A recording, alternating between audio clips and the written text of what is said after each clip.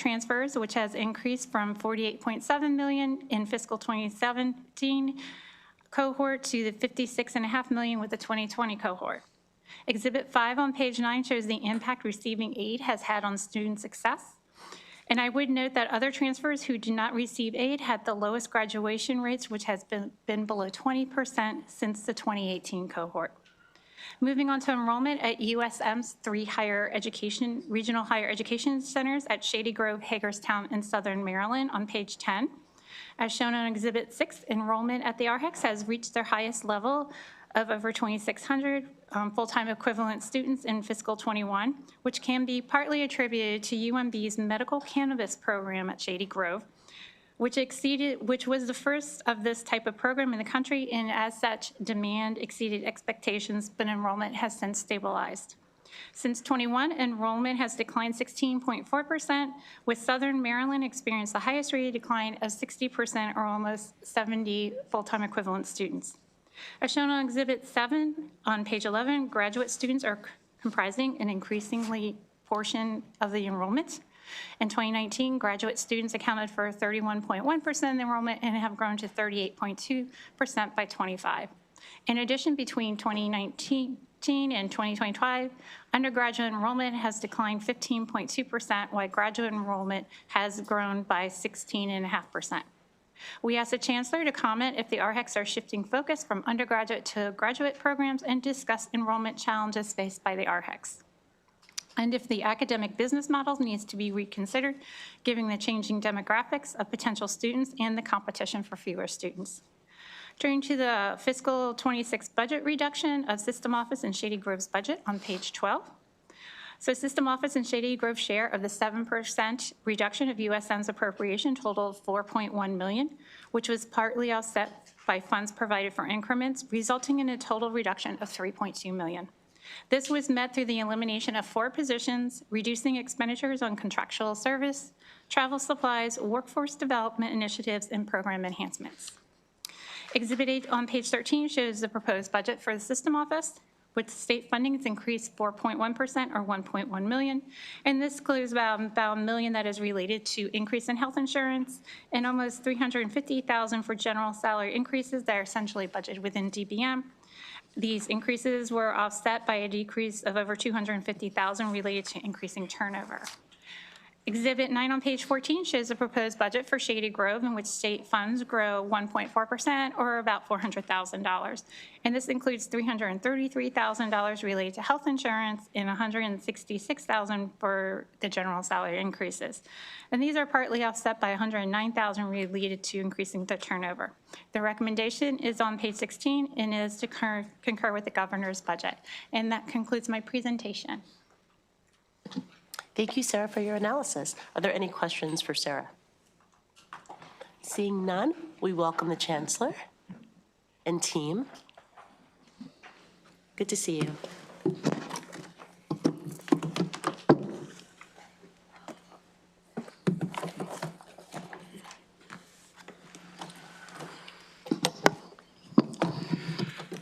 Good afternoon, Madam Chair Smith, Vice Chair Bullock, and members of the committee. As always, I welcome the opportunity to testify on the USM office budget. And as always, I thank Ms. Baker and her team for their analysis. With me at the table, Board of Regents Chair Linda Gooden, Senior Vice Chancellors Ellen Herbst and Allison Wren. Happy to know that behind me and backing me up are President Schmoke and President Bro and many USM colleagues that make the place run. The office manages the system's major organizational functions, including the core missions, academic excellence, financial stewardship, and I might add, building systemness, the ability to leverage each other, not just in hard financial times, but with good ideas. We learn from each other. It's good to be a team these days.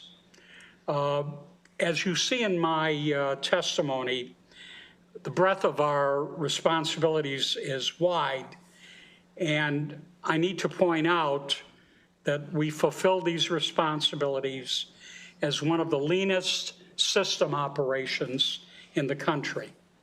Less than 1% of the entire USM budget goes to administrative costs at the system office. We are the 4th lowest out of 30 nationwide. And in a portfolio as big as ours, 175,000 students, over 40,000 employees, approaching an $8 billion budget in a portfolio as big as ours. I want to point out our work in what we consider the foundational obligation. And I know I say it over and over, but here's the deal. Our foundational obligation is to put a college education within reach of every Marylander who wants one. Our students come to the USM from every region of the state. They access the system by different pathways that serve their needs. They mirror the state's rich diversity. That's important, not just because all Maryland students deserve access to the education we offer, and they do, but because Maryland is made stronger by the full participation of its citizens in our economic growth and our social progress.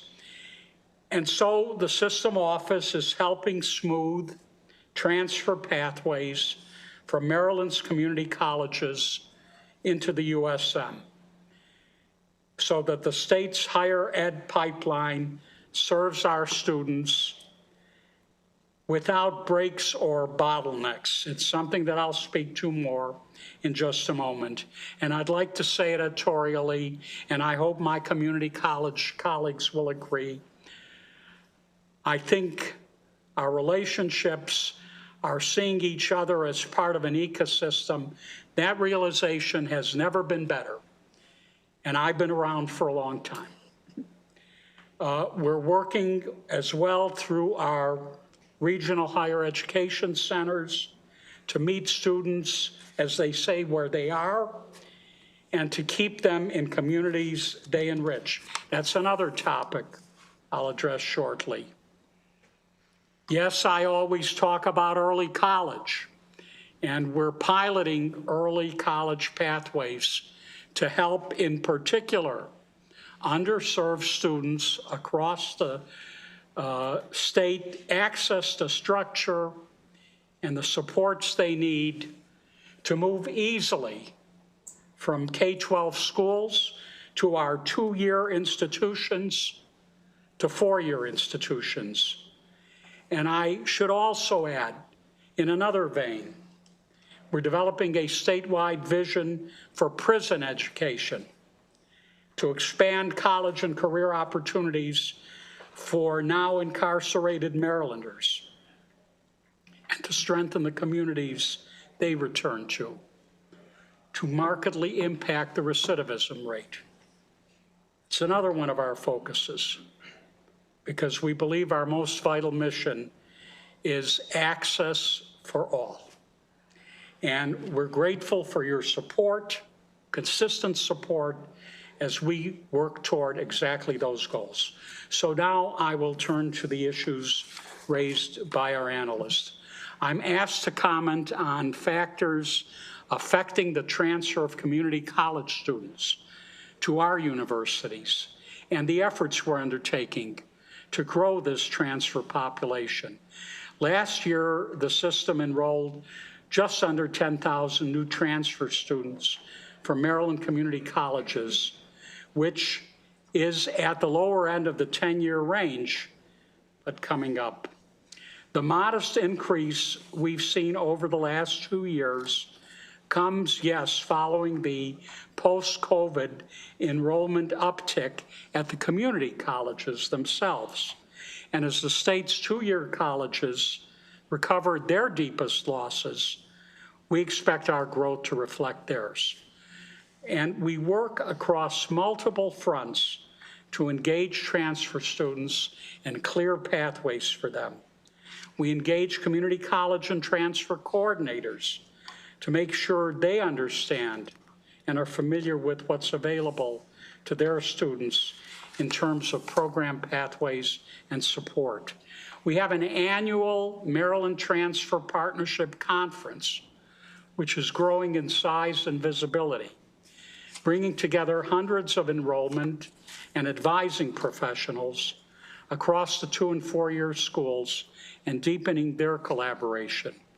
We're deeply engaged in the Maryland Transfer Intensive that was teed up by MHEC to improve transfer outcomes. The intensive's regional partnerships are doing great work, not only in building more direct pathways, but in engaging administrators and faculty in that work.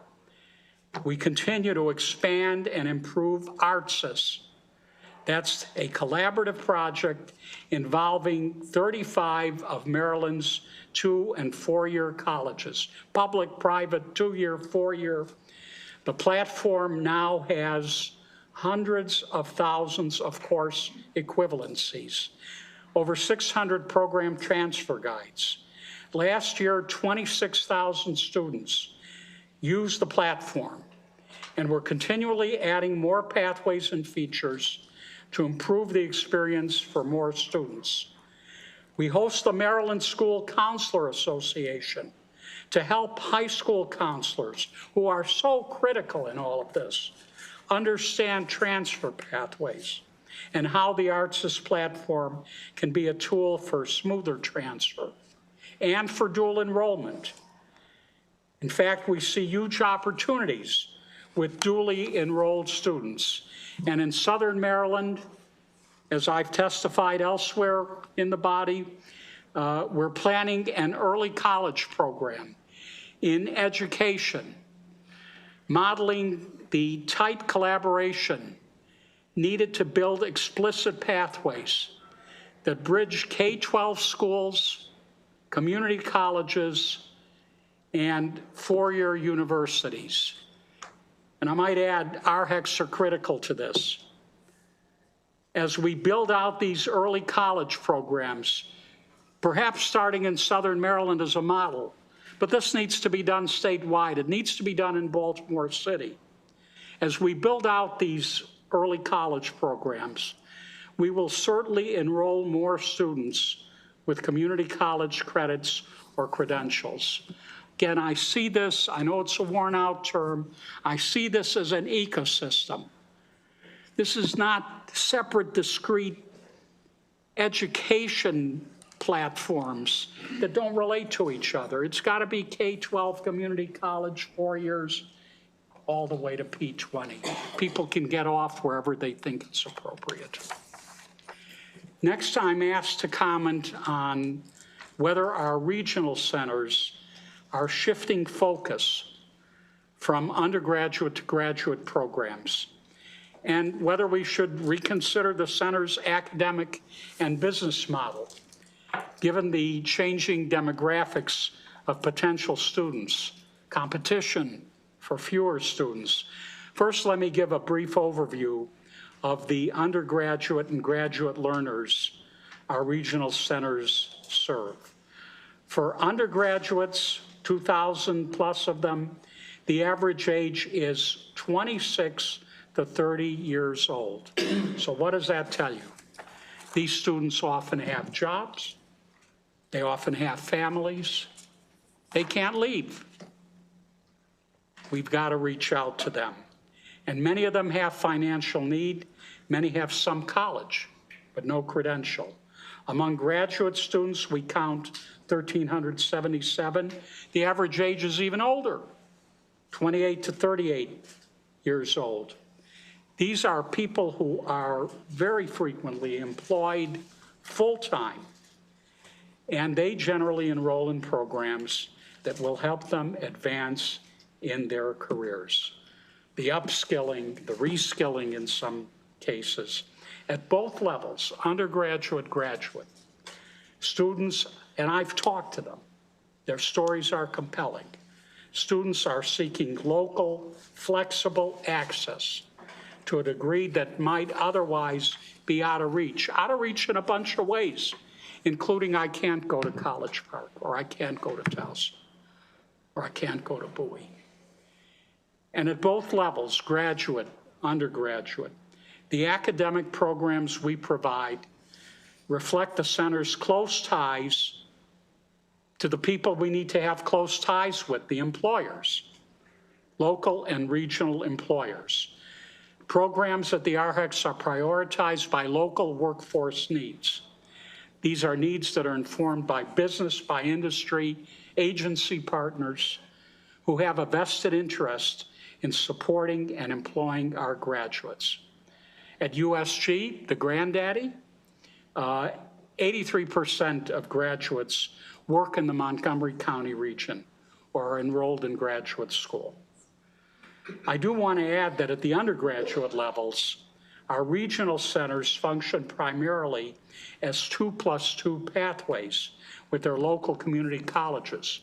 What I'm talking about in Southern Maryland, for example, is the College of Southern Maryland and our RHEC in St. Mary's County.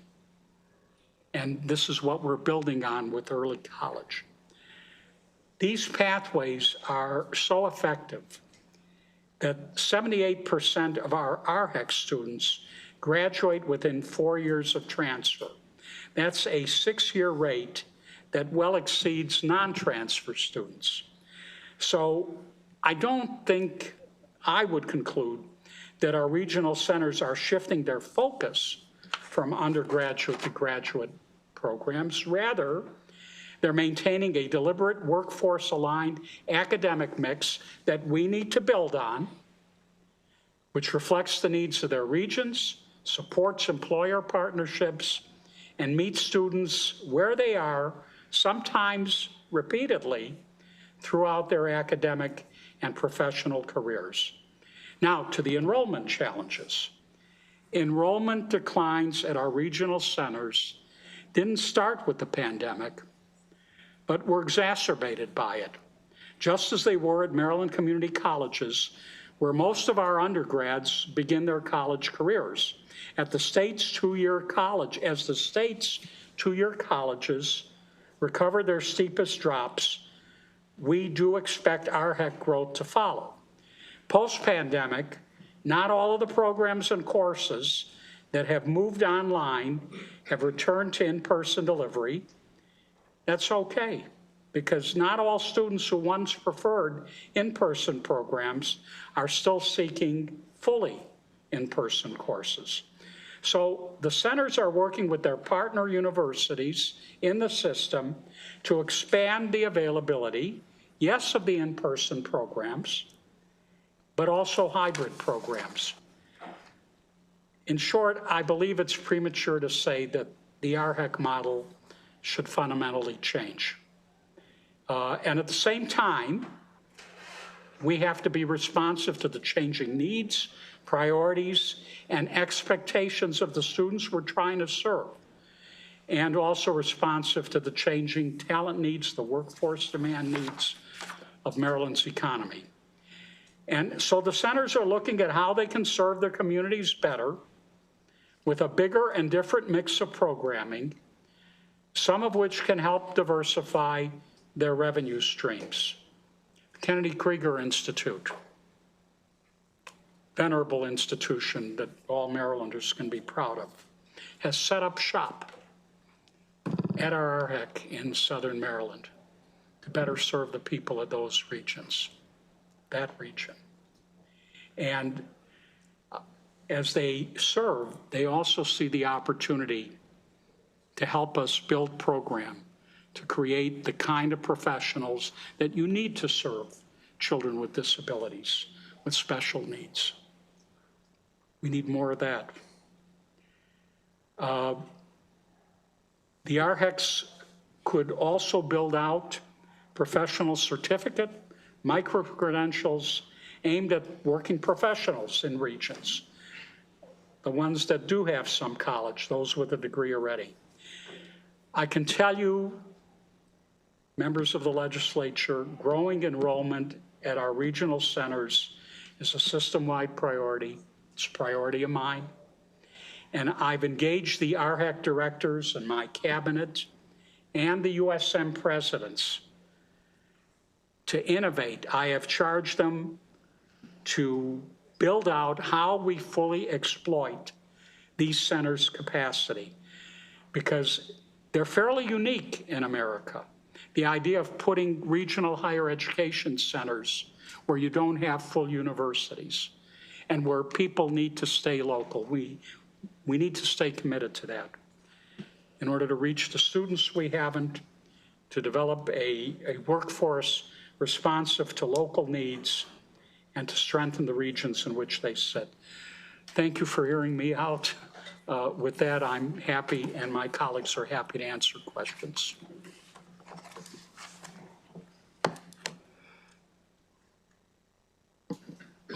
Thank you so much for your testimony. There are no questions for you, so thank you so much. And I do not see any members of the public that signed up for that particular witness list, so that should conclude the budget hearing on the system office. Next, University of Baltimore. We'll begin with our analysis. Thank you, Madam Chair. I am going to start with the fall enrollment with Exhibit 1 on page 4. After declining for 9 years, enrollment increased by 131 students in fall 24, which is due to the inclusion of dual enrollments. Prior to 24, applications and registrations were manually processed, resulting in dual enrollments not being processed in time to be included in the fall headcount. Now that it is automated, the processing time has been reduced, allowing for these students to be included in the fall headcount, thereby providing a more accurate picture of enrollment. While undergraduate and graduate enrollment declined in 25, the rate of decline has significantly slowed, which may be attributed to various programs and initiatives UBALT has implemented over the past few years, not only to increase enrollment, but to improve retention. And to that end, UBALT launched 2 initiatives: a strategic recruitment work group that uses collaborative, data-informed decision-making to address enrollment challenges, but also to build long-term sustainable growth. And the goals of the work group are listed on page 5. And they also launched a public dashboard community which provides real-time enrollment tracking, identify those points where they lose students. As you may recall, prior to 2015, UBALT was trying to add freshmen in order to grow enrollment by 8,000 students. But then they changed their strategy to focus on undergraduate students with high academic credentials and who wanted to pursue niche program pathways such as law. In addition, UBALT is changing its mix of students to 60% graduate and 40% undergraduate, and this is shown in Exhibit 2 on page 6. And you can see the impact of the shift in 2019 when graduate enrollment exceeded undergraduate enrollment. So over the past 10 years, graduate students went from comprising 45.9% of the student population to 55.2%.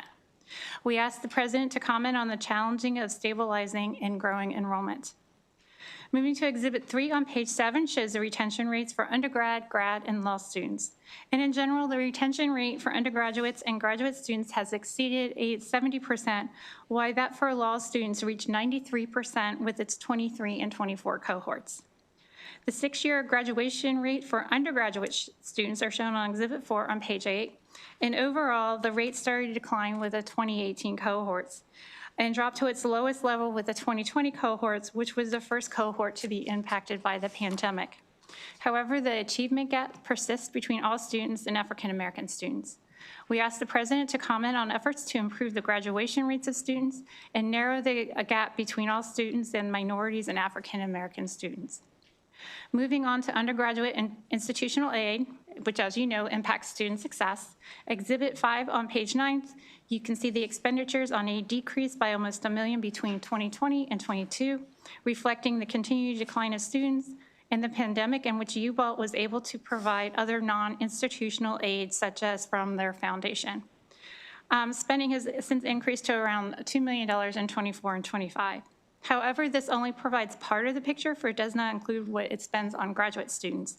And as shown on Exhibit 6 on page 10, When including aid for graduate students, spending totaled around $10 million in 24 and 25, and about 66% of all aid goes to graduate students. Exhibit 7 on page 11 shows that undergraduates who receive aid graduate at a higher rate, and that overall community college students receiving aid graduate at the highest rate. Exhibit 8 on page 12 shows the impact of the continuing enrollment decline along with the pandemic has had on degree production. And since 2018, the numbers of degrees awarded has dropped by 45.2% to 657 degrees. However, on a positive note, the number of law degrees has increased from 164 in 2020 to 204 in 2025. Discussion of the budget starts on the bottom of page 12. And in 26, UBALT faced a $3.1 million reduction to their appropriation, which is mainly met by eliminating 24.5 vacant positions and 9 filled positions. UBALT has also been impacted by the cancellation of federal awards and is shown on Exhibit 9 on page 13. As of November last year, 5 awards have been canceled, resulting in a loss of $555,000. Moving on to Exhibit 10 on page 15, which shows the expenditures of unrestricted funds by program area between 25 and 26. Education and general expenditures decreased 1.6% or $1.9 million. I note that spending on institutional spending on institutional support goes down $3.2 million due to the elimination of the positions, completion of the centennial celebration, and a web design contract from 25. And note that spending on instruction grows $1.6 million due to the expectation of filling vacant positions. Exhibit 11 on page 17 shows the proposed budget. State funding increased 2.7% or $1.7 million in 27. And this increases include $2.6 million in statewide costs, mainly related to the health insurance, $1.1 million for general salary increases, which is centrally budgeted in DBM, and of about $191,000 for opening of new facilities. And these increases are partly offset by the removal of $1.5 million for one-time funding added for the Schaefer Center, and $719,000 related to increasing turnover. Exhibit 12 on page 18 shows funding for full-time equivalent student. And the continuing decline in enrollment with this increase in state funding has resulted in an increase in state funding per full-time equivalent student, which has increased 225% from 2017 to 2025. The recommendation is on page 19, and that is to concur with the governor's budget. And that concludes my presentation. Thank you, Ms. Baker, for your presentation. Are there any questions for her? Seeing none? Hello, President. Good It's been so afternoon. long since I've seen you. Good afternoon, 24 Madam hours. Chair and members of the subcommittee. I thank you all very much for allowing us to testify before you today. With me are our Provost of the University, Dr. Ralph Moeller, and our Senior Vice President for Administration and Finance, Barbara Augenbaugh. I want to thank you all very much for your continued support, not only of the system, but of the University of Baltimore in particular. And I would like to thank our analyst, Sarah Baker, for her analysis of UVault and for visiting us. And I would ask members of the committee, subcommittee, if they have an opportunity to come visit us at some point. Bottom line, Madam Chair, the good news outweighs the bad news, but there are some bad news, as Sarah Baker has pointed out. We have some enrollment challenges, but if you look at overall what we're doing, we clearly are committed to being not only the University of Baltimore, but the University for Baltimore. As you know, we now have on our campus the Baltimore City Police Department's Police Academy and Training Center. I think we're the only university in the country that has that. We also have a local high school which is hosted there. So we try to address problems of the city, and you may have heard that just recently we became one of among, I think there are about 220 universities and colleges that have this Carnegie civic engagement, community engagement designation. What I really wanted to leave with you today, we have the written testimony, but to address the issues about enrollment that have been raised, facilities matter. And we have presented a facilities master plan. You all have been extremely supportive of it. But if you look at just the history of our law school, several years ago, the issues that Sarah Baker mentioned, you could say that about our law school. They were in real trouble. Then we, with your support, have one of the most unique, architecturally wonderful buildings, and it has allowed us to recruit not only great students, but great faculty and staff. Our university now is kind of a tale of two cities. We have a very strong law school doing wonderful things. We have on the undergraduate side facilities that were built in 1920s. It was a used car dealership in 1922, and now put together these three buildings. And for a lot of people, that is not very attractive. We have great programs, great faculty, great staff. We're staying focused on renewal of that facility, and if we get it, I think just over time, the issues that we're talking about today on recruitment, retention will go away the way they have for our law school. So I do think that some of the programs that we have now focus on graduate and professional students are helping us a great deal. And fortunately, in the last couple of years, in terms of overall enrollment, the bleeding has kind of subsided, but we still haven't turned the corner on the undergraduate effort. But both our provost and our vice president for finance and administration are helping us a great deal. But I can tell you that most importantly, if we get the facilities, the new facilities, we will be in great shape going forward. Thank you. Are there any questions for the president or his team? Delegate Tolles. Madam Chair, always good to see you. Great to see you too. Thank you so much. And I want to thank you for, we had, opportunity to discuss some, things and ways that we can be supportive. And I just wanted to touch on one thing that we did not discuss that I thought about over the past couple of days. And you said it, no offense, you said the University for Baltimore. We have some amazing alum, me being one, from Prince George's County. Correct, thank you, Madam Chair. Chairman Ben Barnes, also from Prince George's County, an alum of the law school. And so both of us being alum of the law school, right? I'm sure he gets stuff in the mail. I get, alumni items in the mail. But I wanted to know, what is the broader way that we reached out to alumni to help with increasing that enrollment? Yes. Maybe, the law school is doing well, but with some of the undergraduate programs, how are we reaching out to the other counties across Maryland to really entice them to come to Baltimore? University of Baltimore, I really would like for us to look at it as a statewide, like you said, institution where you can, have a niche in like political science, public affairs, some other, programs you have. And I will say this and let you comment.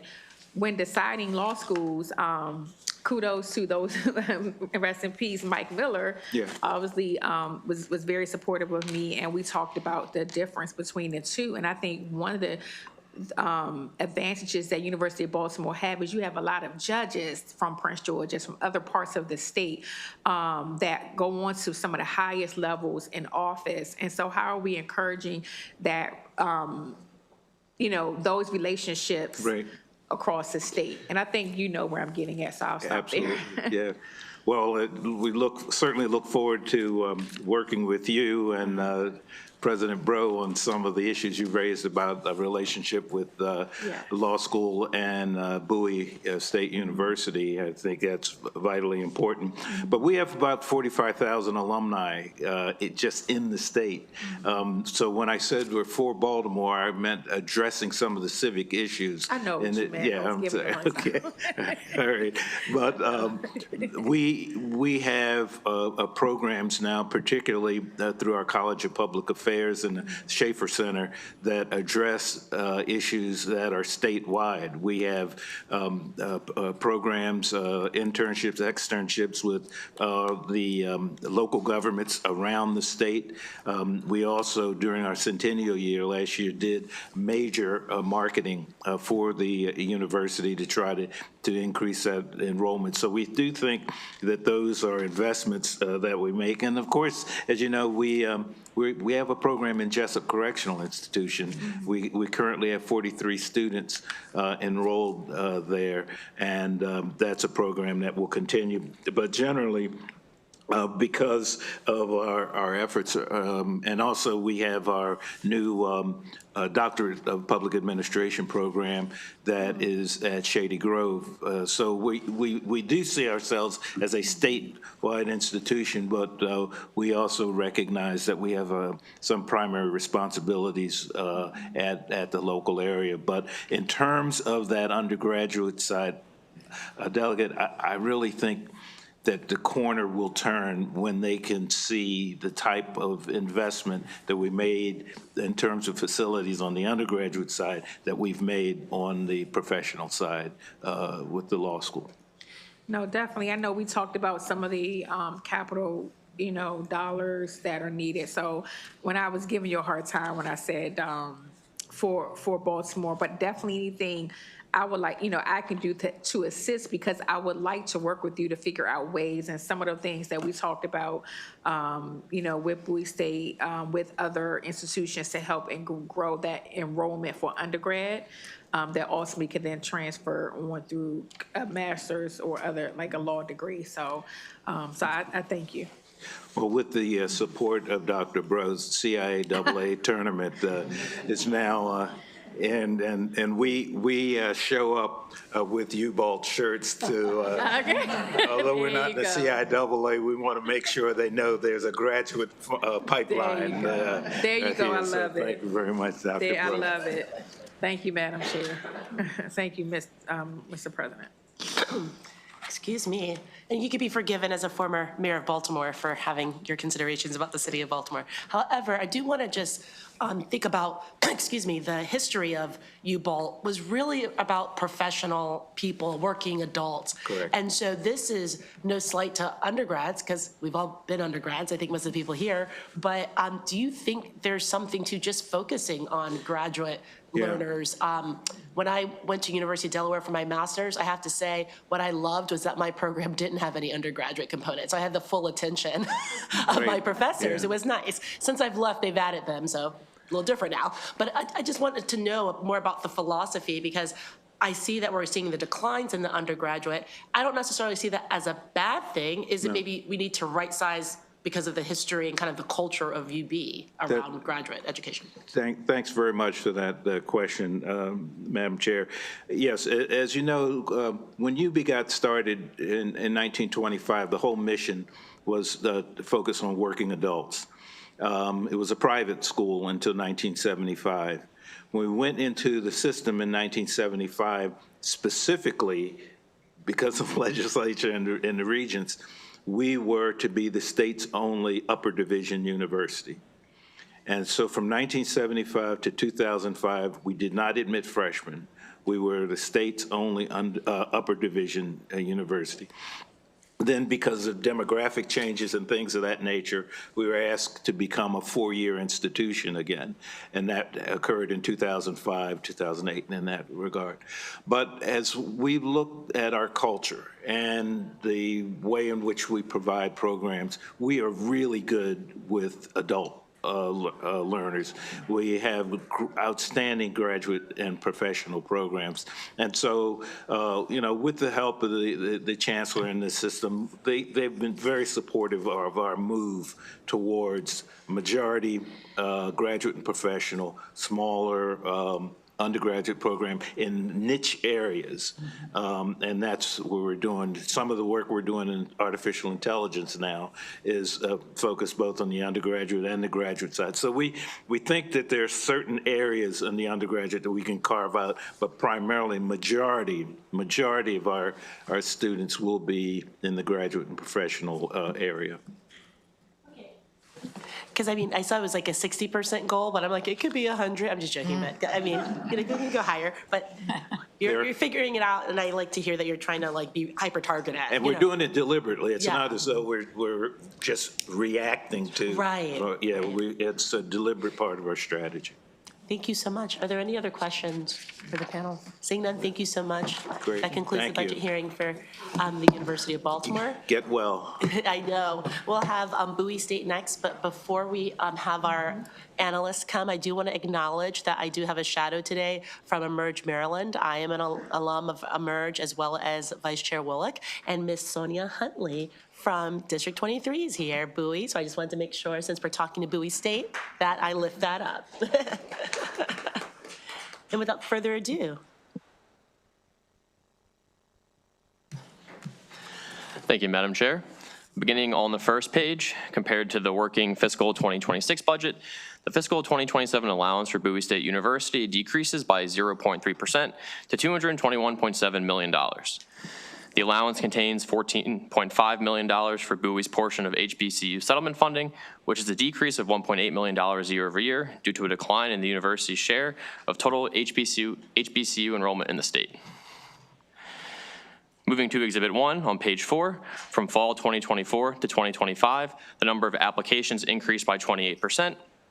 The yield rate, which is the percentage of accepted applicants who enrolled, was 18% in fall 2025, which ties fiscal 2023 for the lowest yield rate during the time period shown.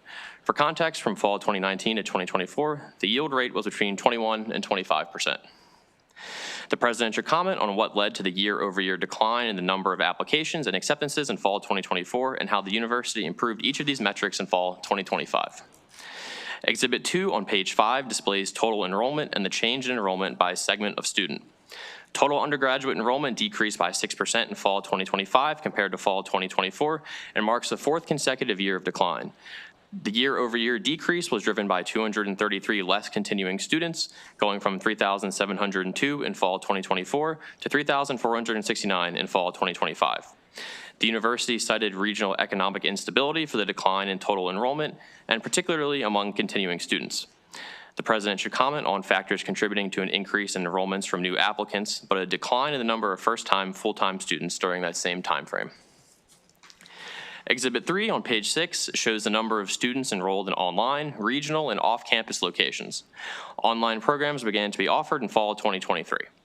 The regional locations include the universities at Shady Grove, the University System of Maryland at Hagerstown, the Eastern Shore Higher Education Center, and Laurel College Center. The off-campus location is Jessup Correctional Institution. Enrollment in these programs has accelerated significantly, with the number of students more than tripling in fall 2024 compared to fall 2023. The president should discuss the university's recent creation of online programs and how much of the enrollment growth in online, regional centers, or other off-campus locations is due to online students compared to the other locations. Continuing to Exhibit 4 on page 7, student persistence or retention provides a measure of student progress. As the higher the retention rate, the more likely that students will persist and graduate. The third-year retention rate for the 2023 cohort decreased to 52% and is the lowest third-year retention rate during the entire time period shown. The president should comment on the steps being taken to improve third-year retention rates. Turning to Exhibit 5 on page 8, graduation rates are another measure of student success. Since the 2013 cohort, the 6-year graduation rate has steadily declined, falling to a low of 40.7% with the 2017 cohort, before increasing to 41.5% with the 2018 cohort. 4-year graduation rates have trended up and down throughout the period shown, but the 2020 cohort had a 4-year graduation rate of 15.2%, which is the lowest in the time period shown. The president should discuss efforts being taken to improve the 4- and 6-year graduation rates. Exhibit 6 on page 9 shows the 8-year graduation and transfer rate for several student segments in the 2015 to 16 cohort. Across all categories, non-Pell recipients were slightly more likely to graduate in 8 years compared to Pell recipients. Overall, at least 75% of all 3 segments either graduated or transferred within 8 years. Exhibit 7 on page 10 shows the estimated cost of attendance by income bracket and average net price for first-time, full-time students. The average net price was 36.3%, or about $9,200 less than the published cost of attendance in fiscal 2023. The price paid varies by income level, with lower incomes having a lower net price as a result of more financial aid. In fiscal 2023, the average net price increased by 7.3%, or $1,170 compared to fiscal 2022, and a major contributing factor to this is the decline of federal aid stemming from the pandemic. Bowie students received $18.7 million in financial aid from the Coronavirus Response and Relief Supplemental Appropriations Act in fiscal 2022, but only $3 million in fiscal 2023, which is a decrease of 84%. Exhibit 8 on page 11 shows that total institutional aid for students increased each year from fiscal 2019 through 2023. However, the university reported that the fiscal 2023 need-based aid figure, which is the light blue color in the exhibit, is inflated due to an error that coded private donations to be used for student aid as aid from the Maryland Higher Education Commission. The university should work with the University System of Maryland to update its database with correct institutional aid figures for fiscal 2023. Exhibit 9 on page 12 shows that 5 years after graduation, graduates from the registered nursing and computer and information science programs had the highest median earnings. Computer and information science graduates had the highest median federal debt, while registered nursing graduates had the second lowest median federal debt. Sociology graduates had the lowest median salary 5 years post-graduation and the fourth highest median debt. Moving to page 13, the fiscal 2027 budget includes a proposed efficiency appropriation totaling $27.6 million across USM institutions and Morgan State University, which replaces special funds with general funds due to a shortfall in the Higher Education Investment Fund, of which Bowie's share is $816,846. The fiscal 2026 budget, as introduced, included a 5% or $111.1 million reduction to USM's state fund appropriation. Supplemental budget number 1 further reduces appropriation by 2% for a total reduction of $155.5 million. However, USM institutions received $79.9 million to support general salary increases, and $36.8 million of this was used to partially offset the reduction. To implement Bowie's state fund reduction of $3.8 million, the university eliminated 30 vacant faculty and staff positions, reduced facility renewal spending, and decreased funding for professional development. Exhibit 10 on page 14 displays unrestricted fund changes between the 2025 actual and 2026 working budget. Institutional support experienced the largest year-over-year change, decreasing by $9.3 million, or 25%. And this decline was driven by the aforementioned elimination of 30 vacant positions, and also the consolidation of some contractual services. Sales of auxiliary enterprises increased by $6.5 million, or 23.5%, due to increased room and board fees and revenue from athletics and off-campus housing. Operation of maintenance and plant increased by $5.6 million, or 37%, and was driven by several replacement and renewal initiatives, including HVAC repairs and modernizations, roadway repairs, and the replacement of various boilers, chillers, and generators. Exhibit 11 on page 16 shows, after accounting for deficiencies and contingent reductions, total state support increases by about $88,000, or 0.1%, in the allowance compared to the fiscal 2026 working appropriation. Despite the limited overall change in state support, there is a notable shift from general funds to special funds, driven by the university's share of HBCU settlement funds in fiscal 2027 coming from the Cigarette Restitution Fund due to fund availability. In fiscal 2026, Bowie's share of settlement funds was comprised of general funds. Language in the fiscal 2027 budget bill would reduce general funds by $6.8 million and appropriate special funds by the same amount contingent upon the enactment of legislation to partially decouple from certain tax provisions related to the One Big Beautiful Bill Act, as the decoupling is anticipated to generate additional higher education investment fund revenue, of which Bowie's share is $200,000. As seen in the bottom line of Exhibit 11, total funds for the university decreased by about $670,000, or 0.3% year over year. Our last exhibit is Exhibit 12 on page 18, which displays the composition of Bowie's unrestricted revenue by source. State funds in red have consistently been 40 to 41% of the university's revenue from fiscal 2020 to the 2027 allowance. HBCU settlement funds have been between 7 and 11% since they began in fiscal 2023, and combining them with the state funds in red have led to higher combined shares of state support. The introduction of settlement funds also coincided with tuition and fees comprising a smaller share of overall revenue. Page 19 displays personnel data, and as of December 31st, 2025, the university had 99 vacant positions. And lastly, the number of regular positions and contractual full-time equivalents remained level year over year. Page 20 contains the recommended action, which is to concur with the governor's allowance, and that concludes my portion of the presentation. Thank you so much, Mr. Propert. Are there any questions for the analyst today? Seeing none, we'll move on to President Bro and team. Great to see you. Great to see you. Good afternoon, Madam Chair, members of the subcommittee. It's great to be before you to speak on behalf of Bowie State University, but it's a pleasure to come before you to offer testimony in support of the governor's fiscal year 27 proposed budget for the University System of Maryland and Bowie State University. We are so very grateful for the support you have shown for higher education. Your support shows an appreciation for the critical role that higher education plays in fueling Maryland's economy and a recognition that we are worthy of the investment. And I need to first thank my dear colleague, President Smoke, for his wonderful comments to tee up this testimony, for his participation with the CIAA as well. And we look forward to seeing everyone come out to support the CIAA. Joining me here is the Vice President for Administration and Finance, Manish Kumar, to my left, our Provost and Vice President for Academic Affairs, Dr. Gialan Amusu. In the audience are several other individuals from the Bowie State University community, including our Vice President for Enrollment Management and Student Affairs. So you have my full testimony before you, where I outline some of the many exciting accomplishments at Bowie State University, and I will share just a few highlights before turning to the questions posed by the analysts. And I do want to thank Mr. Propert for the excellent analysis, and it was great to have you out on the campus. As Madam Chair, we really appreciate you coming out to see firsthand the excitement, the excellence that I see every day at BSU. So thank you so much for your time. BSU recently concluded a year-long celebration of our 160th anniversary. As part of this celebration, we went back to where it all began in 1865 on the corner of Calvert and Saratoga Streets in Baltimore. On October 10th of 2025, Baltimore Mayor Brandon Scott joined me and members of our community in unveiling a sign making the location, that location, Bowie State University Way. And if you haven't seen it, I encourage you to please go out to visit.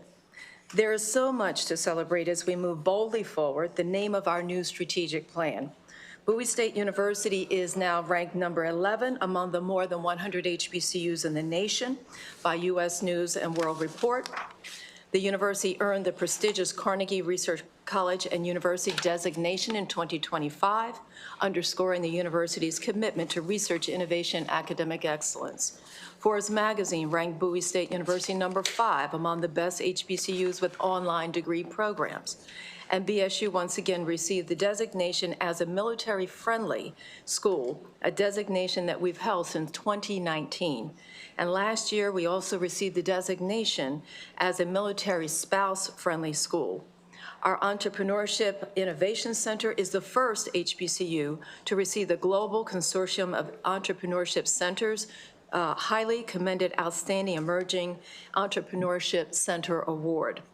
The BSU Entrepreneurship Innovation Center also successfully hosted the 5th annual HBCU Plus conference that reached over 900 registrants and 145 plus universities across the nation. And BSU is strengthening the economic engine here in Maryland and in other states through our partnership with the Bowie Business Innovation Center with an 8A development initiative empowering other HBCUs in the nation to develop, help small and minority-owned businesses secure grants and contracts. And we are also pleased to receive support for the development of the 5 acres to enhance economic development with our work with NDOT. And with support from the county, we are exploring the development of 94 acres to develop adjacent to the campus. And we believe that the future is very bright for creating great innovation to meet workforce and economic demands for the entire region. The achievements of our graduates are a powerful testament to the excellence of a Bowie State University education. If you have not already seen the latest play that's in the area, our Tony Award winner and Bowie alum Miles Frost is starring in the lead character role of Shay Joey in Washington, D.C. And he doesn't pay me to do this announcement, this public service announcement. Our graduate, Dr. Alicia Marshall, was recently named as the 7th president of the Community College of Philadelphia. And finally, in recognition of the extraordinary efforts and achievements of our faculty, staff, students, and alumni, Bowie State University received a historic vote of confidence from philanthropist Mackenzie Scott. We are so thankful to Mackenzie Scott for her transformative $50 million gift to BSU, the largest gift in our 161-year history. And that is combined with her prior gift of $25 million, a contribution that she made in 2020. Her total investment in Bowie State University, if you do the math, now stands at an incredible $75 million. As with the first gift, the majority of the funds that we have received from the Mackenzie Scott gift will go to grow our endowment to help address affordability for our students, which remains the #1 obstacle to our students enrolling and graduating in a timely fashion. So looking ahead, BSU launched our new strategic plan, Boldly Forward, on July 1st, 2025, and there is a link to the plan in my written testimony.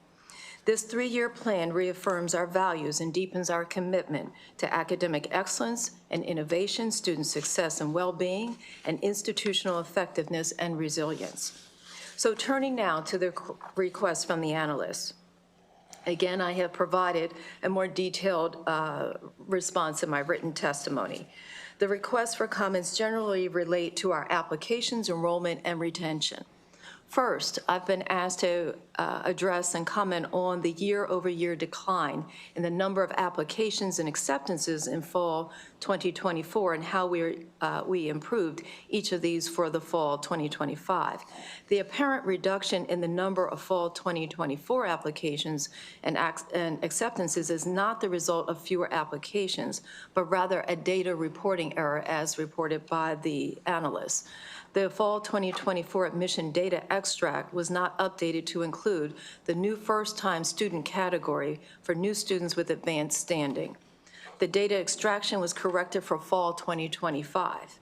The corrected fall 2024 numbers are 6,631 completed applications and 5,163 for admitted students. Next, I was asked to comment on factors contributing to an increase in enrollments from new applicants, but a decline in the first-time full-time students during the same time frame. Again, this points back to the affordability factor. Over each of the past 3 years, Bowie State University has attracted an average of 12,000 applications for 1,000 seats, with about 6,000 applications completed for first-time, full-time seats. After the fall enrollment snapshot, the university did a deep dive into factors impacting new freshman enrollment and concluded that the decline in first-time, full-time enrollment was impacted by a combination of increased affordability as well as increased competition. Affordability remains a major concern at our university, again, the #1 obstacle for our students. Despite efforts to provide increased financial support, many students and their families are hesitant to take out loans. In the past, many of our students' families would take out loans to bridge the financial gap. Because of the uncertainty in the market, they are less inclined to do so, which has limited their ability to enroll or remain enrolled. Also, the reduction of approximately $1.4 million in educational assistance grants from MHEC over recent years has further compounded this issue, reducing the financial aid resources available to prospective and current students. Gap funding is essential to our student population at BSU, given the fact that less than 50% of our students receive Pell Grants. Most recently, which, by the way, is less than the national average for HBCUs. Most recently, in fall 2025, we experienced the highest number of first-time student melt in August. This was largely due to the other larger institutions offering more scholarship dollars at the very end of the enrollment cycle. making them more attractive options for prospective students who are sensitive to financial aid offers. These factors have significantly impacted our undergraduate population, and addressing these challenges requires a strategic and multifaceted approach focused on enhancing affordability, increasing financial aid resources, enhancing retention strategies, and improving the enrollment processes to better compete with other institutions earlier in the awarding process. But we are still in a race as we continue to grow our endowment, again, to help students fill in that financial need. To this point, Bowie State University has recently closed the largest fundraising campaign in our history. Scholarships and affordability remain the top priority for the additional private funds achieved from the campaign. The third request relates to our recently created online programs and how much of the enrollment growth in online regional centers or other off-campus locations is due to online students compared to other locations. BSU revised the indicators in our Managing for Results report last cycle to align with our new Boldly Forward fiscal year 26 through 29 strategic plan. One of our indicators added was the number of students enrolled in an online program, regional center, or other off-campus locations. This key performance indicator is used to monitor our commitment to providing educational opportunities in locations and modalities that meet today's workforce needs. Currently, we offer courses and programs at the universities of Shady Grove, the University System of Maryland at Hagerstown, Laurel College Center, and Eastern Shore Higher Education Center. To put this into perspective, the number of students engaged in regional centers or online programs represents 10% of Bowie State's total fall 2025 enrollment. 2 years ago, it was at 6%. The number of regional center or online students has grown from 388 in fall 2023 to 603 this past fall. In fall 2025, 351 of the 608 students, or 58%, were enrolled at regional centers. The next two comments relate to efforts to improve our third-year retention rates and for our 4- and 6-year graduation rates. Credit momentum is the leading indicator of retention and persistence and the strongest predictor of 4- and 6-year completion rates. Efforts are underway to advise students to enroll in no less than 15 credits per semester, as indicators show that students earn 30 credits in 1 year are significantly more likely to be retained in year 2 and persist to graduation. As part of our ongoing efforts to support timely degree completion and improve the graduation process, pre-graduation clearance audits have been implemented by departments for students who have earned 90 credit hours by their junior year. The purpose of the audit is to proactively identify and resolve any academic issues that may delay time to graduation. And then finally, we were asked to work with USM to update our institutional aid figures for fiscal year 2023. We have discussed with USM the challenges with trend data in USM IRIS dashboards, and since the source of the data is the annual MHEC Financial Aid Information Systems file, we will continue to work with USM to see if there are any additional explanatory language could be added to the dashboards to reflect the fiscal year 2023 misalignment. This concludes my report, and I'm happy to answer any questions that you might have. Thank you so much, Dr. Bro, for your comprehensive answer. Are there any questions for the panel? Seeing none, thank you so much for your time today. That concludes the budget hearing from Bowie State. Thank you so much. Thank you. Oh, I forgot, there is one public witness. I apologize. Janate Thomas? Did I say your name correctly? Jonte, I apologize.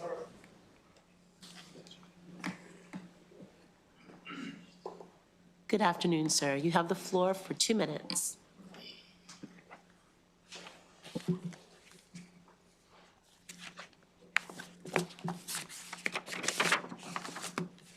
Thank you.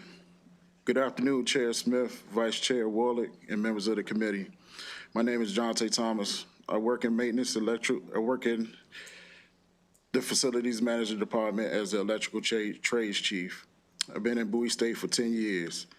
Today, I'm here testifying as the proud president of AXME Local 1297. Our local represents exempt and non-exempt staff at Bowie State University. Our members perform a variety of functions to keep buildings safe, clean, and running so students can learn. Today, I'd like to highlight a primary concern of our local union with Bowie State, but also an example of productive partnership between our union and the management of Bowie State. First, our union is concerned about the continued reliance and overuse of contractual workers that perform work by members of our bargaining unit.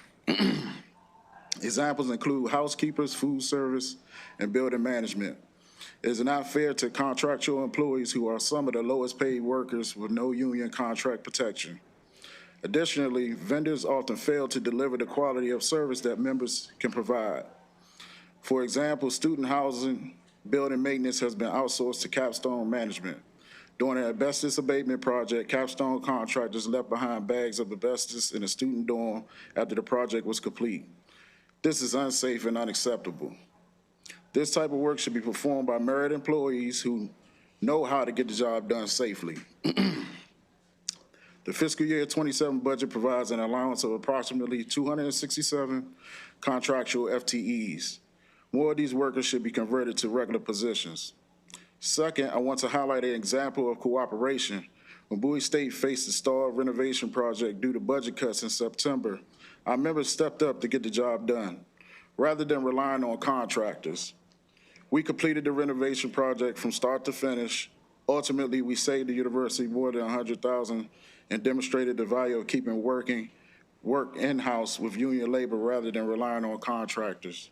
We respectfully request that this committee support the USM budget, which includes our negotiated wage proposal, and that this body continue its oversight on the use of contractual employees at Bowie. Thank you, Mr. Thomas, for your testimony. Thank you. Are there any questions for him today?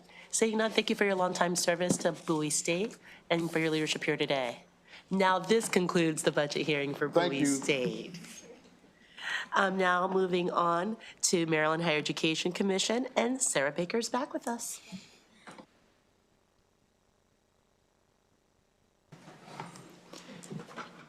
Okay, I'm going to start on page 4 with student momentum metrics, which focuses on those milestones that if a student achieves in the first year correlates to successful outcomes. And one measure is the number of credits attempted and earned, as you just heard from the president of Bowie. In general, students who attempt 30 credits in their first year are more likely to graduate than those who don't. And as shown on Exhibit 1 on page 5, after 3 years, the average number of credits attempted by full-time community college students improved from 23.1 to 23.4 and 23. The numbers of credits earned steadily increased from a high of 16 in 2022 and has slightly declined to 15.8 in 24. The average number of credits attempted by students at public four-year institutions gradually increased to 29 in 2020, which was before the pandemic, and then declined to 27.9 in 23, but has rebounded to a high of 29.3 in 24.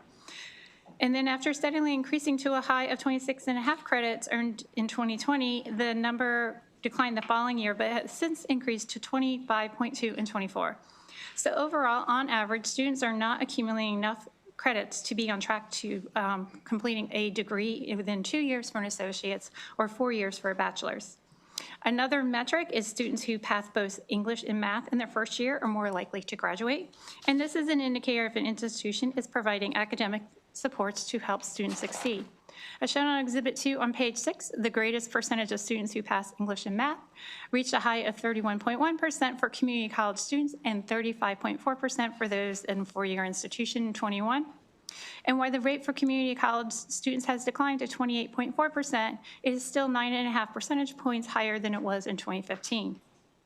Turning to online course enrollments on page 8, as shown in Exhibit 3, the impact of the pandemic can be seen with enrollment spiking in 2020 and then dropping by over 70,000 in fall 21. While enrollment at community colleges has declined from a little over 40,000 from the pandemic to almost 2,524, it still exceeds the pre-pandemic enrollment of about 7,500 students. And this indicates community colleges may have incorporated lessons learned from the pandemic to increase access to its programs through online learning. Turning to out-of-state learning placements, which are on-site learning placements occurring in a state other than the home institution of the student. And these generally include things like clinical rotations and teaching internships. Exhibit 4 on page 9 shows that since the pandemic of fall 2020, the number of those coming to Maryland for learning placements has grown almost 61% to 11,200 in fall 24. And most of these students are coming from Pennsylvania, DC, West Virginia, Virginia, and Indiana, with health professions accounting for 65.2% of the placements. Students leaving Maryland for out-of-state placements has grown to over 3,100 by fall 24, with the majority going to DC, Pennsylvania, Virginia, Delaware, and Texas. And 70.5% of those placements are in the health profession programs. Turning to the 26 budget on the bottom of the page, the allowance includes 6 proposed deficiencies that include over $181,000 to fund an extension of MD CAP's contract, 2 totaling $307,000 due to the end of Complete College America grant, and 1 for $250,000 to fund a shortfall in 25, which is related to the Budget Committee's not authorizing the release of funds that were restricted pending a determination by the Office of Legislative Audits that MHEC made progress or resolved repeat audit findings. OLA found progress was not made, and in fact, 2 of the findings were repeated in the March 25 audit. To avoid closing 25 with a deficit, some expenditures were removed to 26. However, the funds were restricted to provide an incentive to correct audit findings, and backfilling the funds takes away that incentive. While DLS recognizes a shortfall in 25 needs to be addressed, it is recommended that MHEC's 27 general fund appropriation be reduced by the $250,000 to ensure the intent of the failure to authorize the release of funds is met. Turning to Exhibit 5 on page 11, shows spending for 27. And as you see, 61%, Salinger accounts for 61% of the spending, followed by Nurse Support 2 program at 16%. The proposed budget is shown on Exhibit 6 on page 12, in which funds decreased 2.6% or $3.8 million in 27. And this decrease includes $1.9 million related to the transfer of funds to develop the new student financial aid system. $1.1 million is related to the Gear Up Scholarship, in which MSDE did not apply for the grant. Therefore, there are no funds to award. $363,000 is due to the ending of mandated funding for the Inmate Training and Jobs Pilot Program. And there is one-time funding for consultants to help with implementing the post-25 completion goals, drafting the state plan for higher education, and develop an action plan to address completion gaps. So turning to Salinger formula on page 13, the allowance includes $77.8 million to fund Salinger. However, provision in the BRFA will level fund the formula at 26 through fiscal 29. Exhibit 7 compares the funding by institution under current law to the BRFA. So under current law, Notre Dame of Maryland would receive the largest increase of $1.4 million. And this is due to about 65% increase in its undergraduate enrollment due to the inclusion of dually enrolled students. Exhibit 8 on page 14 shows the out-year impact of the BRFA compared to the current law. And I just note that under the current law, the funding is projected to decline in 28, reflecting the decreased funding to the selected 4-year public institutions. Exhibit 9 on page 15 shows funding for the education grants, which decreased $1.5 million, and I previously discussed this under the proposed budget. The first issue of the status of revising program approval process, as set out in Chapter 963 of 24, starts on page 17. One of the provisions required MHEC to develop an administrative procedures guide for a new program review process and publish it on its website by January 1st of last year. However, the guide could not be located on MHEC's website. Next, MHEC is required to adopt regulations for establishing standards for unreasonable or unnecessarily duplication of academic programs. Draft regulations were developed and presented at the October 25 Commission meeting and discussed at the December meeting of the Program Review Process Advisory Council. MHEC is continuing to refine the distinction between unnecessary and unreasonable duplication and hopes to present formal draft regulations at the Commissioner's spring meeting. Discussion of the review of academic programs is on page 18.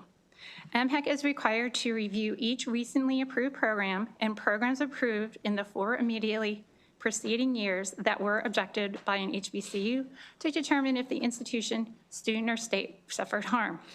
The report was due January 1st, 25, and annual reports thereafter, and MHEC has yet to submit a report. Moving on to identifying emerging workforce needs, which is defined in statute as a graduate level programs not offered at any institution, addresses a job or industry that is innovative, unique, and rare, and could level federal, state, or private funding. However, MHEC's list of emerging workforce needs includes occupations that need some to college, no degree, or at least a post-secondary credential, and therefore includes occupations such as actors, ship engineers, barbers, and sales managers. The list of graduate programs to meet the emerging workforce needs includes history, including Canadian Asian history, political science, and teachers. In addition, MHEC was required by January 1st of 25 to update the 22 state plan to higher education to include state and regional workforce needs. MHEC has yet to submit the revised plan, nor has the website for the 22 state plan been updated to include the workforce data. And why the workforce information is posted on MHEC website is not easily found. We asked the Secretary to comment on the seemingly disconnect between the emerging workforce needs as defined in statute and the list MHEC has developed. Discussions of letters of intent start at the bottom of the page. As stated in statute beginning on January 21st, 25, MHEC was to require institutions to submit letters of intent for each new graduate program they intended to submit for approval. However, MHEC did not start accepting letters until October 1st and received 28 in the first 2 weeks. On October 14th, MHEC sent out an email saying due to the high volumes of letters of intent it received, institutions were to hold any new letters till November 1st, and that date was subsequently pushed back to December 1. These delays impact when an institution can submit a program for approval, thereby affecting their ability to offer programs in a timely manner responding to the state workforce needs. We asked the Secretary to discuss the reasons MHEC did not meet statutory deadlines to implement various provisions in statute and failed to submit required reports. The second issue of the new financial aid system starts on page 19. Statute required MHEC to implement a new system by July 1 of 25. Currently, MHEC anticipates the new system will be deployed by the 27-28 academic year. MHEC stated several factors caused this delay, specifically bid protests and appeals, which led to delays to finalizing the contract. And we note that in 26, the cost estimate was $14 million. However, in the 27 submission, the estimated cost was revised to be between 10 and 20 million. So far, 13.4 million has been appropriated, exceeding the minimum by 3.4 million.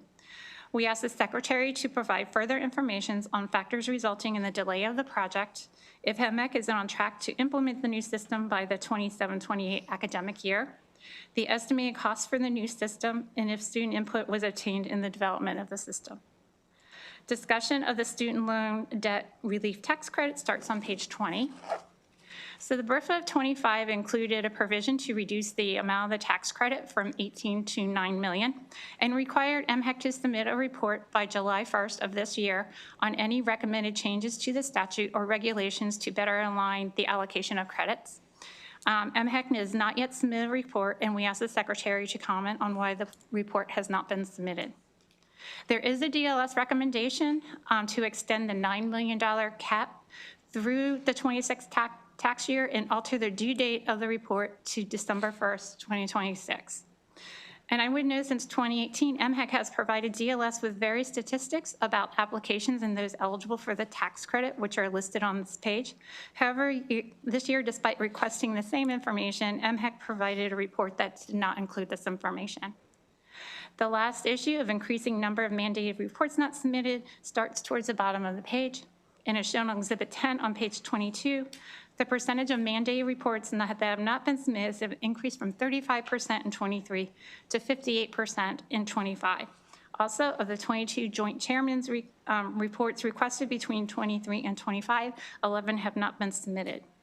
We ask the Secretary to explain why MHEC continues to miss due dates for mandated reports and the reason for the increasing numbers that are not submitted. Recommendations are on page 23, and the first is to reduce the general fund appropriation by the $250,000. And there's a BRFA recommendation to add a provision to extend the cap on the student loan debt tax relief credit and to alter the due date till December 1st, 2026. And that concludes my presentation. Thank you, Ms. Baker, for your presentation. Are there any questions today? All right, we'll move on to Secretary Rye and his panel.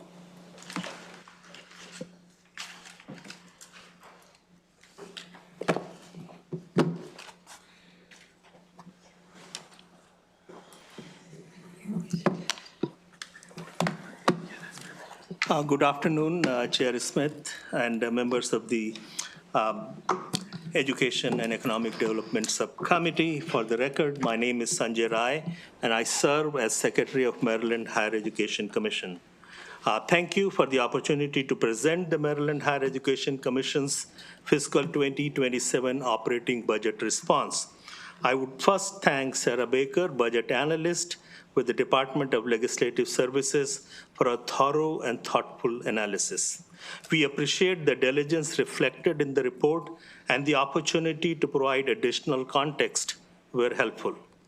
I also want to thank the Moore-Miller administration for its continued partnership and for a budget proposal that reflects the state's fiscal realities while preserving core investments in student success and institutional stability. The governor's proposed budget enables MHEC to continue advancing the administration's priority that no Marylander is left behind and every Marylander has access to affordable and high-quality post-secondary education. When I arrived at MHEC in May 2023, the agency was still stabilizing after the operational disruption caused by pandemic. We were managing backlogs, legacy systems, and compliance gaps, all while demand for higher education and financial assistance was increasing. Today, we are in fundamentally stronger position. We are strengthening internal controls, we are modernizing oversight, we are increasing transparency, and we are aligning higher education more directly with Maryland's workforce and economic priorities. MHEC oversees a proposed $891.9 million FY 2027 budget. Approximately 98% supports direct student financial aid and statewide investments. Only 2% supports agency administration, compliance, and oversight. With 88 staff, including 25 dedicated to student financial aid, we regulate 57 colleges and universities, more than 130 private career schools, and oversee programs serving approximately 345,000 students annually. We are launching the 2026 to 2030 Maryland State Plan for Higher Education. Formerly, the 2022 to 2025 state plan was structured as a transitional post-pandemic bridge document. MHEC is now actively developing the comprehensive 2026 to 2030 Maryland State Plan for Higher Education as it is on schedule to submit the new plan by the July 1 statutory deadline. We have strengthened academic program review and duplication prevention. We are modernizing our financial aid infrastructure, and we have enhanced internal compliance and reporting systems. At the time when the federal landscape remains uncertain and volatile, Maryland continues to lead.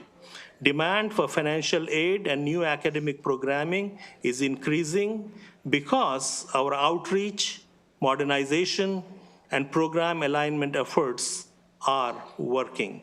Today, my team is here to present the facts, answer your questions directly, and provide clarity where needed. Joining me are the subject matter experts from across the agency. Deputy Secretary Elena Quiroz-Levanis will address the Office of Legislative Audit's findings and provide updates regarding the Student Loan Relief Tax Credit. Before she begins, I want to emphasize that upon my arrival, my leadership team immediately began addressing the audit findings covering fiscal years 2020 to 2023. So these audit findings are from those years. Of the 7 findings identified, 5 have been fully resolved, and corrective action is nearly complete on the remaining 2. Following Deputy Secretary Quiroz-Levanis, Assistant Secretary Dr. Dow will provide updates on the implementation of the enhanced program approval process and address some of the issues observed. While strengthening oversight is critical, it is equally important to highlight the outcomes of this work.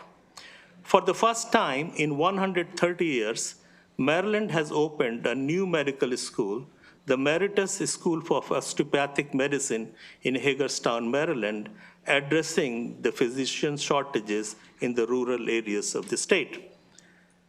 University of Maryland Eastern Shore is going to be very soon one of the only 2 historically Black colleges and universities in the nation to offer a veterinary medicine program, and they will be the first in the state to offer such a program. We have also supported the merger of Maryland University of Integrative Health into College of Notre Dame of Maryland to preserve institutional sustainability and expand opportunity. Morgan State University and University of Maryland, Baltimore work together so that they both can offer a Doctor of Social Work degree.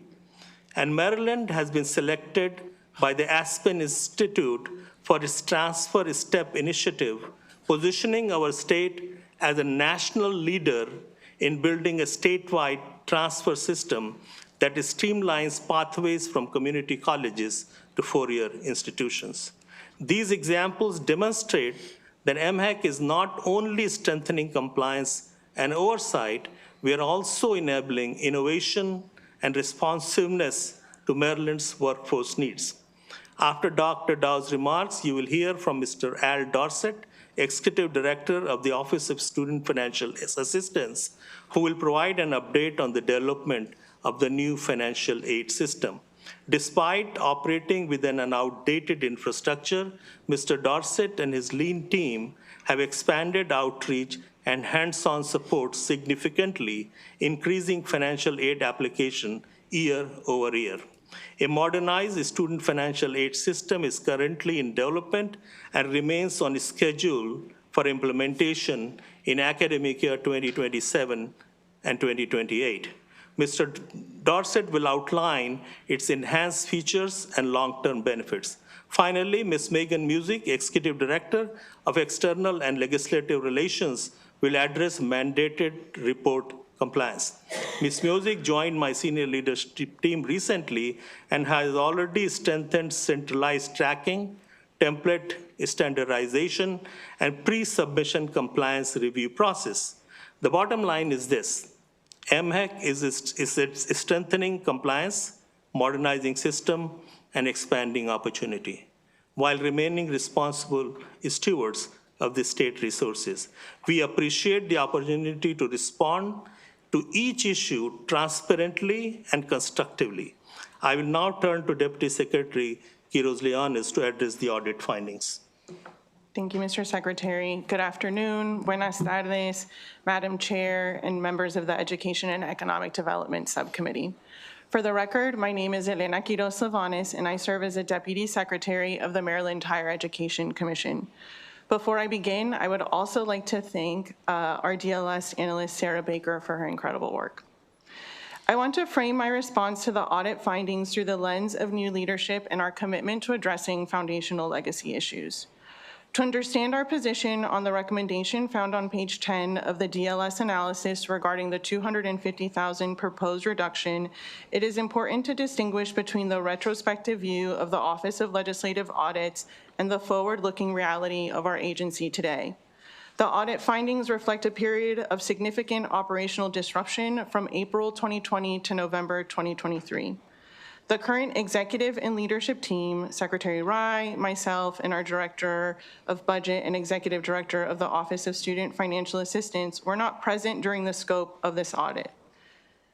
As a new leader, I want to signal my absolute commitment to working with the Maryland General Assembly to ensure our programs work to serve Maryland learners. We have accepted full responsibility for the remediation of these legacy issues. Since the release of the March 2025 audit, we have moved beyond temporary corrective actions to fundamentally restructuring the agency's internal controls. The numbers tell the story. Of the 15 specific recommendations made by the auditors, we have fully addressed 12, with only 3 remaining in progress, and we are on track to resolve those. I will outline our progress across 3 critical pillars: financial integrity, student-centered compliance, and program accountability. First, we are restoring financial integrity at MHEC. This specifically addresses findings 2, 3, and 7, which cited discrepancies between our internal systems and state accounting records. We identified the root cause of finding 3 related to financial aid reconciliation due to a historical accounting practice known as the wash process. Essentially, the agency was netting prior year funds from institutions against current year payments, and this blurred the fiscal lines and confused the records. We have now eliminated that process, and today, refunds are reconciled within the same fiscal year they occur, ensuring a clean audit trail. Regarding finding 2, which cited a failure to collect debts owed to the state, we have instituted a fiscal firewall. Accounting supervisors now independently review and authorize every adjustment separately from the staff processing them. Furthermore, we have hard-coded a strict schedule where delinquent accounts are automatically referred to the central collection unit.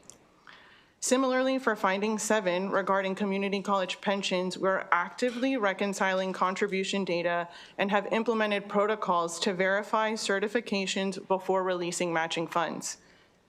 Second, we're maintaining a student-centered focus. Every technical fix is ultimately about the student experience. Finding 1 noted delays in monitoring learners who owe service to the state in exchange for their scholarships. This left graduates in limbo and the state without its promised workforce. In response, we reorganized the Office of Student Financial Assistance under Mr. Dorsett's leadership and enhanced staffing to the service obligation unit. The result is the elimination of a backlog of more than 1,000 cases dating back to fiscal year 2020. We now utilize a monthly career-based service obligation report to track these students in real time so they are not left in limbo. Third, we are ensuring program integrity and accountability. Regarding finding 6 and the student loan debt relief tax credit, we have moved from passive processing to active verification. We now employ a triple layer review process that validates loan balances, income, and residency, ensuring that tax credits are reserved strictly for eligible Marylanders. And this is the result of the hard work of 2 staff members on the finance and administration team. This brings me to the operational reality of our budget. To fully address the root causes of prior audit findings and sustain these improvements, the agency requires adequate staffing rather than fiscal contraction. MHEC operates with a remarkably small administrative footprint. Of the proposed $891.9 million budget, only 2% of the total appropriation is dedicated to agency-wide operations, staffing, and oversight. General funds primarily sustain core administrative functions, including financial oversight, compliance monitoring, student aid administration, and program integrity. A reduction of $250,000 would directly impact staffing and operational capacity, including the compliance, reconciliation, and monitoring functions strengthened in response to the audit. Such a reduction would not incentivize mitigation of repeat findings. Rather, it risks undermining the documented progress already achieved and exacerbating the resource constraints that contributed to the prior findings. MHEC remains fully committed to transparency, accountability, and continued oversight and collaboration with our partner entities. We are confident that with sustained operational funding, repeat findings will not be an issue in the 2029 audit cycle. I will now turn it over to my colleague, Assistant Secretary Dr. Dow. Can we stop here, just because the sheer volume of issues in this particular thing, we can't. So are there any questions for what we just heard? Because I have one. For the $250,000, you did, summarize how that could pose a hardship for your continued momentum on reducing, repeat audit findings. My question is, have you ever requested just more staff in any budget? Because to me, there's a difference between saying, don't withhold money because I have failed to perform, but if you've never asked for more staff to perform, I'm just trying to reconcile that. That's a great question, Madam Chair, and we have in the past, and I would say we also use the opportunity through the fiscal note process whenever there are new programs or scholarships introduced to highlight the need for additional staff. I would say that our requests are relatively modest in most cases, understanding the fiscal constraints that we find ourselves in, and at the same time wanting to maintain program integrity. So we have in the past, and our agency size has grown, but at the same time, I think we could always use additional resources. I'll add one thing about that repeat finding 2025. As you know, this is for the period 2020 to 2020 through that COVID period. And that's the time, of course, we were not here, but I'll still defend people who were at MAC at that time because staff went home without proper technology, but they could not access things. So some of the accounts could not be reconciled at that time. Of course, when we came, we reconciled all that. When the auditors came 2025, they took samples from there. That cannot be changed. So that's an additional context. Dr. Dahl.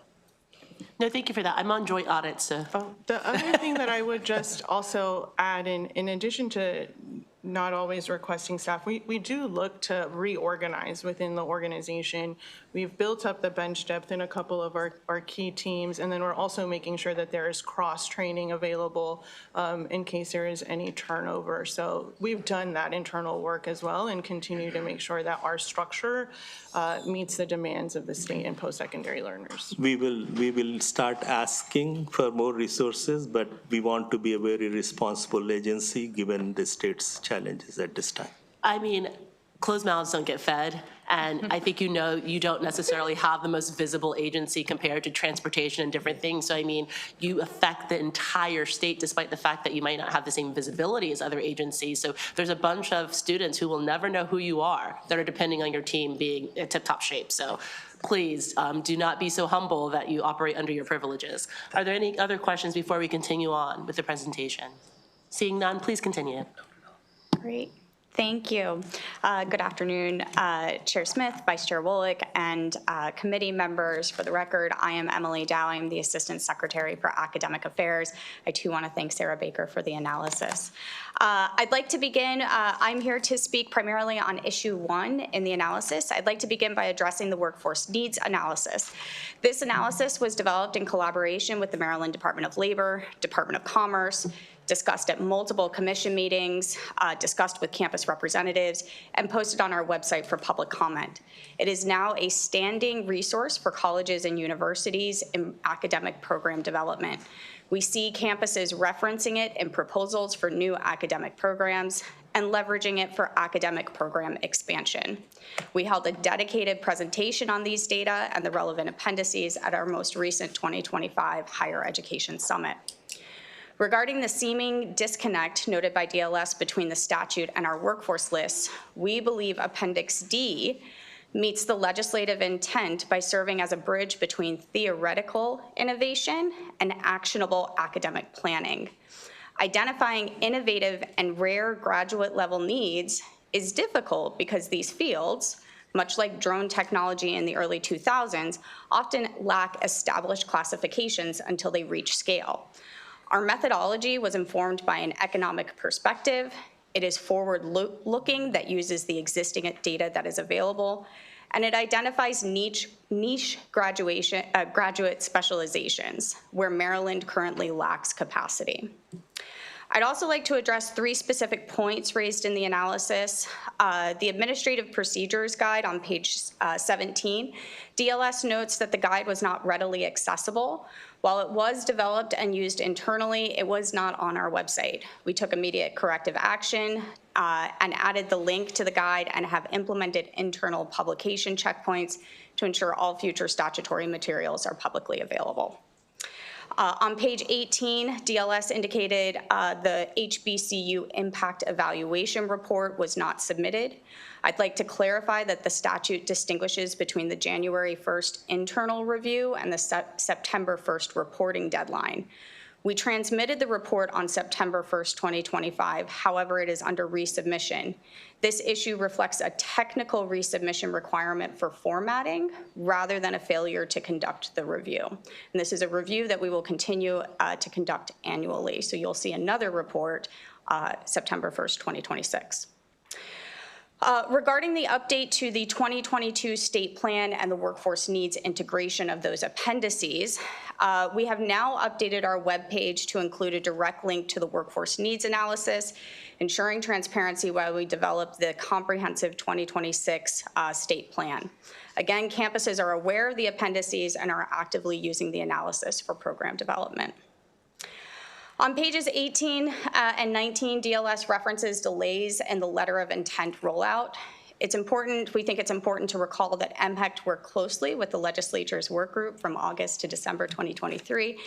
Thank you, Chair Smith, for your leadership on that work group. Final implementation timing was impacted by necessary statutory corrections passed just about 8 months ago in May 2025. Our goal with the letter of intent, as articulated in statute, is to facilitate early collaboration and prevent duplication before institutions prepare a full proposal for MHEC's review on any academic programs, graduate programs. We developed a process that is acceptable to all segments of higher education through the Program Review Process Advisory Council, the shorthand PRPAC. Delay in the LOI did not mean we were not accepting proposals. Since October 2025, we have processed more than 50 letters of intent. We are striving to respond to those letters of intent within 3 to 4 weeks. And in the last 2 years, just in context, we've processed over 1,093 academic proposals and approved 181 new degree programs, including 93 in STEM and lighthouse sectors like AI. Innovation is happening. Finally, we intend to engage with campuses in a similar collaborative fashion as we develop the process for fully online programs that predominantly enroll out-of-state students. Our approach will prioritize legal clarity and statewide consistency to ensure Maryland institutions remain competitive in the national marketplace for online education. And we will do that again, leveraging the expertise and leadership of the PRPAC, that Program Review Process Advisory Council. Thank you for the opportunity to provide feedback on the analysis. I'm happy to answer questions and/or turn the time over to my colleague. Are there any questions here? Who's going to speak to the just overall annual report deficit? We will come to that after financial aid. Financial aid first? Yeah. Okay, please, sir. Thank you. Thank you, Dr. Dow. Good afternoon, Chair Smith, Vice Chair Wallach, and members of the Education Economic Development Subcommittee. And thank you, Sarah Baker, for the analysis as well.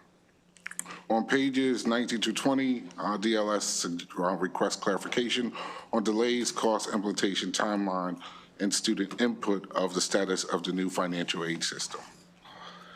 It's important to note the statutory requirement to replace the MDCAP system was enacted at the end of fiscal year 2022.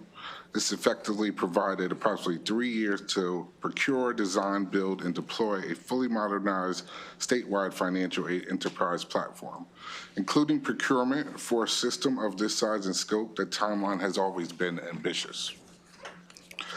The first factor is the required interagency coordination involved in launching an enterprise statewide system, including the procurement process, This effort requires sequential approvals and collaboration among the Departments of Information Technology, Department of General Services, cybersecurity review teams, and state procurement authorities, and all wise pushing to get the project done in a fast, expedited process. This still remains a structure in a linear sequence, which each approval must be completed before the next step can begin. The necessary coordination and review stages inherently extend the overall process. The second factor involves procurement challenges. The project experienced, as noted, 2 separate vendor bids, protests, both of which escalated to the Maryland Board of Contract Appeals and required formal legal resolution before the procurement process could continue. The time needed to resolve these procurement pushed the project's official start date back until late March. The third factor is the technical complexity of the system itself. Maryland administers more than 27 distinct financial aid programs, each with unique statutory rules, eligibility formulas, verification requirements, and reporting obligations. Configuring these programs into a single modern platform requires substantial technical design, testing, and validation to assure accuracy and compliance. Turning to the current status of the project, as reflected in our February 6, 2026 project status report, the Maryland Student Aid Information System, or as we call it, MDSys, is formally designated as on track for implementation beginning with the 27-28 academic year, with the anticipation of pushing out in September 2026. Significant progress has already been achieved. This includes currently setting up customizing the eligibility and process rule sets for more than 27 state financial aid programs, finalization of research portal use cases to support policy analysts and reporting, successfully moved software for the system into the Maryland Higher Education Commission's secure technical environment, actively transitioning from planning to operational implementation, moving conceptual design into practical execution, and launch of structured staff training to prepare for operational transition. With respect to the project cost, the estimated total implementation range remains between $10 to $20 million. To date, the General Assembly has appropriated $13.4 million toward this modernization effort. Finally, regarding the student input and immediate service improvements, as the project now moves into the implementation phase, the Commission is organizing a student review group to gather direct student perspectives and feedback on the new system and help inform final deployment and user experience improvements. While the enterprise system continues development, the Commission has already taken steps to improve student access today. In 2024, the Commission implemented the MHEC One app, a single smart application that allows applicants to apply for multiple state financial assistance programs at one time. Building on this progress, the application for 26-27 academic year opened on January 15th, triggering the earliest application opening date in Agent's history. The forthcoming modernized system will further enhance system experience by supporting a single unified financial aid application, full mobile accessibility, multilingual functionality, electronic document, and digital signatures. The system is progressing responsible and remains on track. And I'd open up to any questions, or I can pass it on to my colleague. Thank you. Are there any questions for the student aid portion? I have a question. First of all, congratulations on being on track. Those are always 2 good words to hear when you're implementing something new. I wanted to know, in your prior testimony last year, was there a caution around framing this as kind of an ambitious scope? I feel like that's a new framing for me. Did we say this the last time you talked about this project? We discussed it within the agency, but it wasn't brought out to public. Okay, because I'm like, this is news to me that it was so ambitious. I mean, just wanted to be sure. Okay. As we start building the system, the engineers are looking at some of the technical challenges that were there because of the complexity of our it's called financial aid programs, several different 26, 27 programs, then sub-programs, different policies. I'm happy to report to you that they have solved the technical challenge. So engineers have delivered, but some of these things we are discovering as the platform is being built. How do we compare to I guess, similar sized systems. I mean, we're really not the biggest state or the biggest kind of systems. I just want to get a sense of like, what's, would you say a gold standard for a state that's performing with similar technology? I would always say that we are aspiring to the gold standard, but I just brought someone from Massachusetts, so maybe you can talk about the size of the program and employees and the technical capabilities of their system. How large is the scholarship program? And Sure, happy to speak to that, although I'm a Maryland resident now. Happy to be here, live in Fed Hill.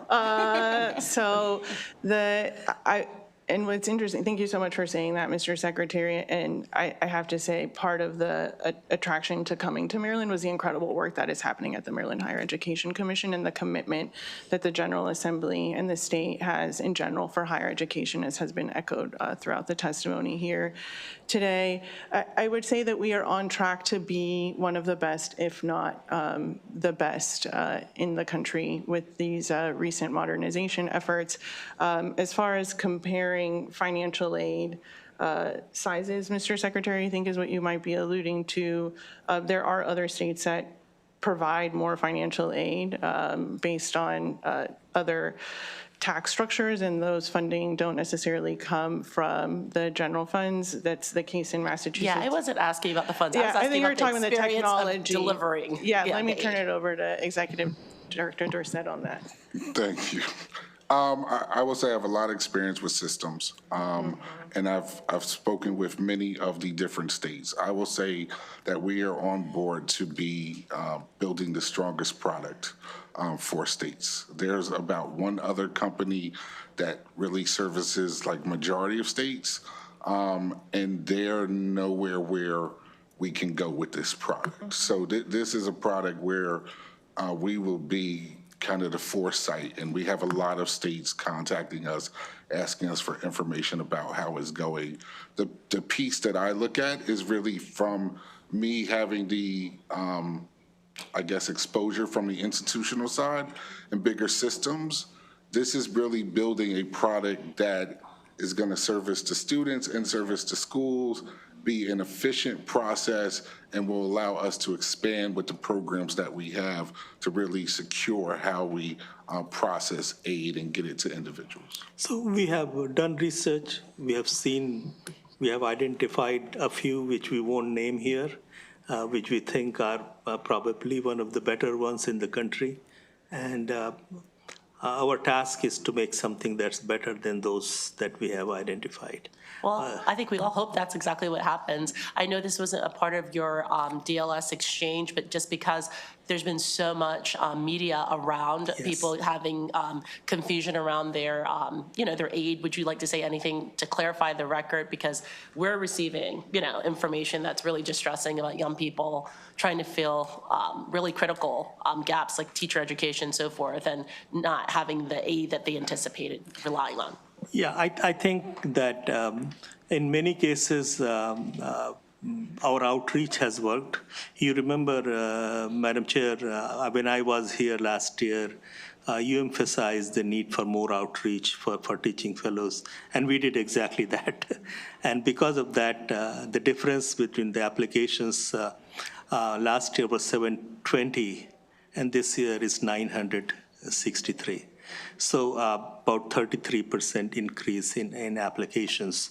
But at the same time, we are also working with less resources in that area. So that's, that's the constraint that we have. But that sounds like a communication problem, not a technology problem, because let's just say, I'm just using simple math. If I only have $1 million for some type of aid, and people request the aid beyond that amount, there's something in the communication that made people think they were able to guarantee that they would receive that. So could you speak to how you'll clarify the communications? Because people know that most aid is finite, but if the communication kind of says if you apply and are accepted, you're going to get it, that is confusing to someone.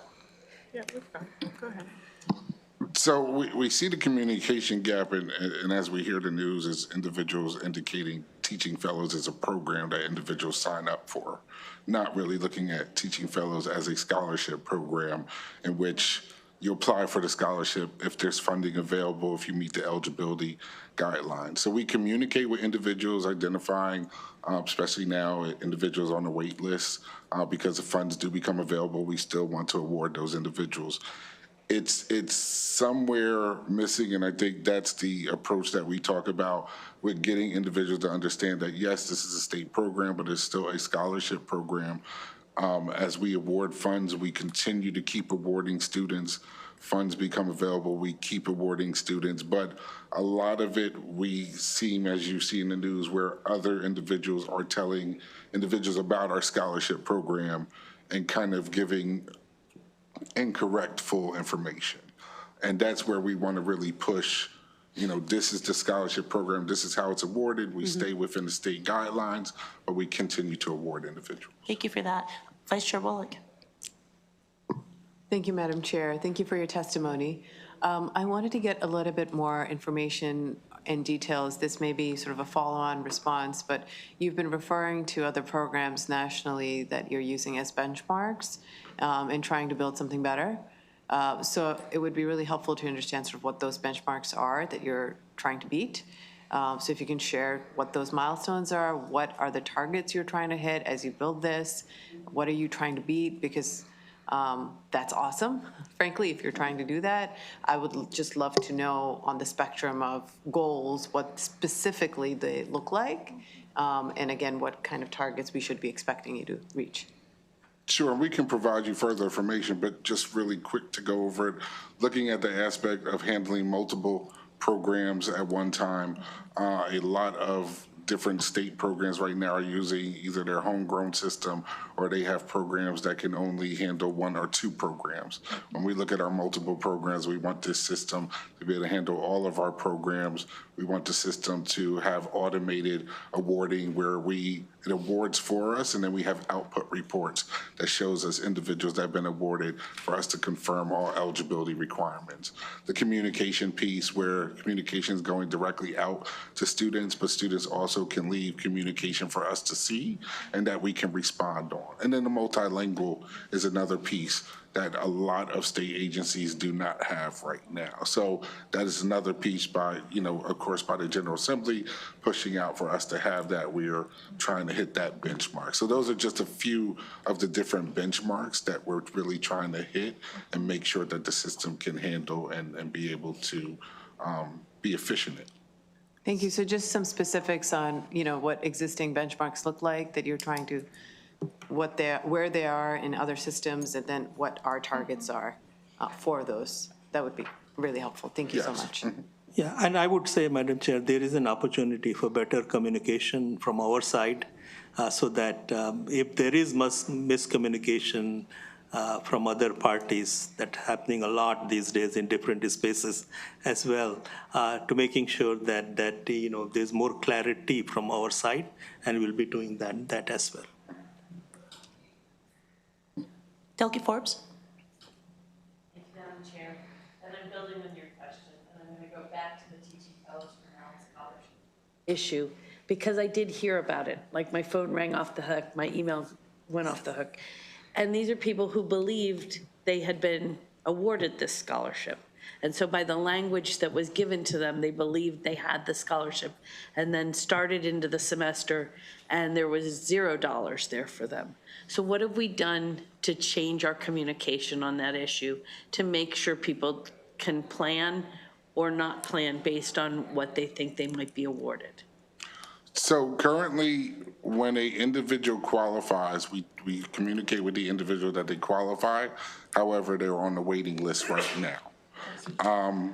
For individuals that we've awarded before we had the waiting list, those individuals were awarded and received an award letter identifying how much in the award they received. Because individuals were told by others that they would get certain expenses covered, when the scholarship did not cover those expenses, those individuals started saying, hey, this is not paying my full total costs. Right. The scholarship was never truly identified to pay an individual's true total cost, and we identified that on the application as well as the website of what the scholarship covers. So that's where we're really trying to figure out there where our communication is getting over, I guess, thought or overridden by what someone else is saying, because we've always specifically identified based off what legislation has, what our scholarship covers. We've always told individuals when they've been awarded, they don't get an award letter until we award them.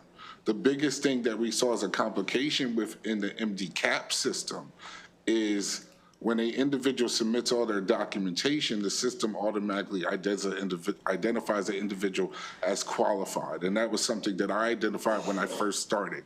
The problem with the limitations of the system is I can't change that with this system. So in reality, what we're looking at with this new system is someone submits their documentation, it's under review, pending review. Someone qualifies for it because they're being awarded, it says qualified and awarded. If someone is on the wait list, then it would identify to the individual they're on the wait list. So we're looking for that specifics that we can utilize the system to gear more towards. But with this system, we've tried the best to work with what we have, as well as put it on the website to identify that information for individuals. And so we're doing that because the new system isn't up yet and won't be up Correct. for another. Right, so I can't change within our current system that when someone submits their documentation, that they show up as qualified. Now, what we're looking to do is we're reviewing the regulations along with statute, and we're looking at streamlining it to make it easier for students, right? We're proactive for students. So we had a 600-word essay in there. We're looking at removing that 600-word essay, because really when you look at it, if I get 30 applicants that submit all their documentation, all of them have a 600-word essay, and I have 2 people reading that essay, those individuals are gonna show qualified, but then it takes time for those 2 individuals to read those 600-word essays. So that's the time frame that it's taking for an individual that shows they're qualified before they're getting an award right there. So those are things that we're keeping in mind as we look at our business practices to make it better for students, so that a student applies, they meet the qualifications, they get the award, they get awarded. So, and one more question, please, Madam Chair. So is it in a first come, first served basis, or is there a looking at all the applicants to the scholarship pool and then awarding them as you have funding, and when you run out of funding, you waitlist people? So there is a ranking system based off the statute guidelines, right? So it does look at the date that the application came in. It does look at the individual's eligibility. There are individuals in the ranking order based off statute that go above others. So the system ranks individuals based off those guidelines and requirements that we put in there.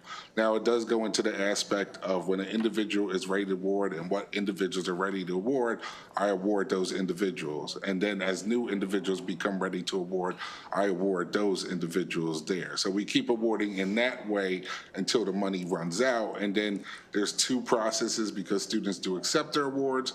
We don't always know when a student is going to accept their award. So as students decline their award, or if they never accept their awards and funds become available, then we award again. So we're awarding in reality throughout the whole year, trying to make sure that we exhaust all the funds, trying to make sure that we hit all the students, letting students know. That's why we let them know that they are on the wait list, saying that the funds are not guaranteed, but you may be able to get them.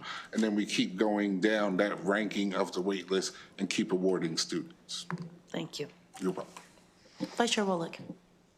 Thank you. Thank you for that explanation. Thank you for the question. It made me, as you were describing it, the terminology that you're using, to me, it translated more into eligibility instead of qualification. So essentially, you're saying the student is eligible, not that the student is qualified. And I think that distinction is important. That is also the language that's generally used when you're applying for a variety of things, and the applicant is familiar with that language. So I've just put that for your consideration to look at. Excellent suggestion. Okay, continue. So we will address the reporting issue, the reports issue, right?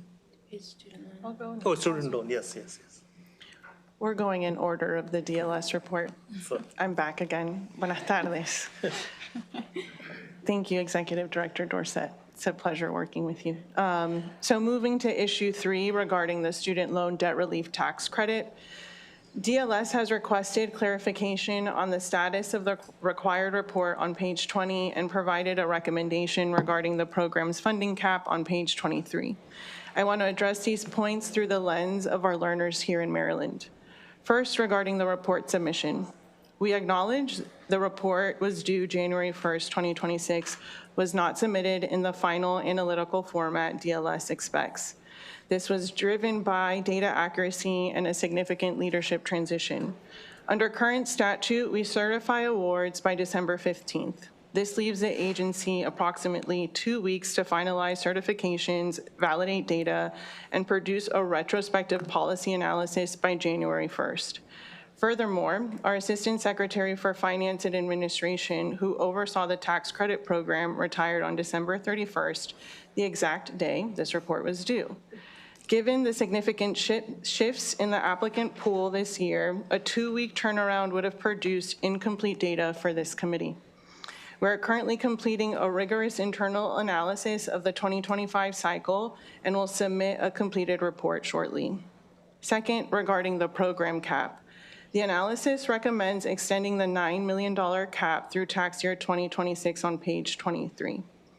We respectfully ask the committee to consider the data from the previous cycle before making that decision, as the current funding level creates a structural barrier to relief. What we learned this year is that there is a significant gap between available resources and need. We did see a historic surge in interest with 18,310 residents applying for relief. For comparison, in the first year that this program was introduced, we received 4,988 applications during the first year. This represents that the application pool has almost tripled in that time, and the program was introduced in law in 2016 and implemented in 2017. Extending the reduced cap will institutionalize this shortfall. It limits our ability to fully execute the statutory intent of supporting workforce retention. We ask the committee respectfully to consider restoring funding capacity to align with this demonstrated demand. All right, any questions pertaining to the tax credit? Okay, continue. Reports. Great. I'll now turn it over to Executive Director. Delegate Tolles, I didn't see you. I was moving too fast. That's no worries. Thank you, Madam Chair. So I wanted to touch on, you said you will have the report soon. How soon? Do you have a date as to when? Your microphone went out. Hello. Okay, that's better. Thank you so much. My apologies. Our CFO will join the agency in mid-March. Our hope is to complete the report by the end of the fiscal year. So, okay, thank you for that. What is your recommendation on how we can know how to proceed? We have legislative, bills rather in the queue, and having a report to know where we are. Let me amend my response in light of that wonderful feedback and say that we can get that report to you by the end. We are aware of the legislation related to the student loan debt relief tax credit. Internally, we're working within our agency on impacts, responses, and all of our internal information related to what we know so far related to the tax credit is taken into evaluation to provide related to that piece of legislation. Okay, because with the federal government changes, relief for Marylanders is going to be critically important, and I want to be able to have us fill that gap as much as we can from, financially. Absolutely, and we can follow up with you what information we have available currently. Just the physical, final, formal report probably will not be available until we have our new CFO. But again, aware of the legislation, working internally, and can share any information with you with regards to that and the impacts that we have seen so far. Okay, thank you. Is this a time, it was so much information, I don't know if you had mentioned regarding other loans and student loans, Madam Chair? Is that a good time to talk about that now? Thank you. With the federal government changes in the nurses, can you please tell me where we are with, or rather just a couple questions. Can you, do you have a breakdown of geographical data on the nursing students that receive scholarships per county? So we can certainly get you that data. We also did complete an analysis, my thanks to the academic affairs team, which looks at the implications of the new caps on professional loans, including nurses and other professional programs. So we can get you that analysis as well as the requested data by county. Well, the federal government said they were not giving any loans for nurses. So that's a difference than, I think, a cap. That's two different things.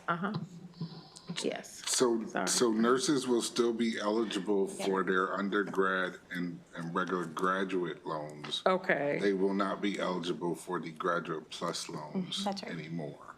So it's really, it really depends on each student in their nursing program. For instance, to give a quick example, if a student has a bachelor's degree and use federal loans for that bachelor's degree, then goes back for their associate's degree, they may be limited on the undergrad You mean a loan. master's degree, not associates? Well, if I go to the community college for RN, so I may have my bachelor's. Right. A student may choose to go get a master's or a BSN. Right. Or some students I've seen go back and just go get a RN from a community college. So it depends on the choice of each of that student on what type of loan they may be eligible for. Okay.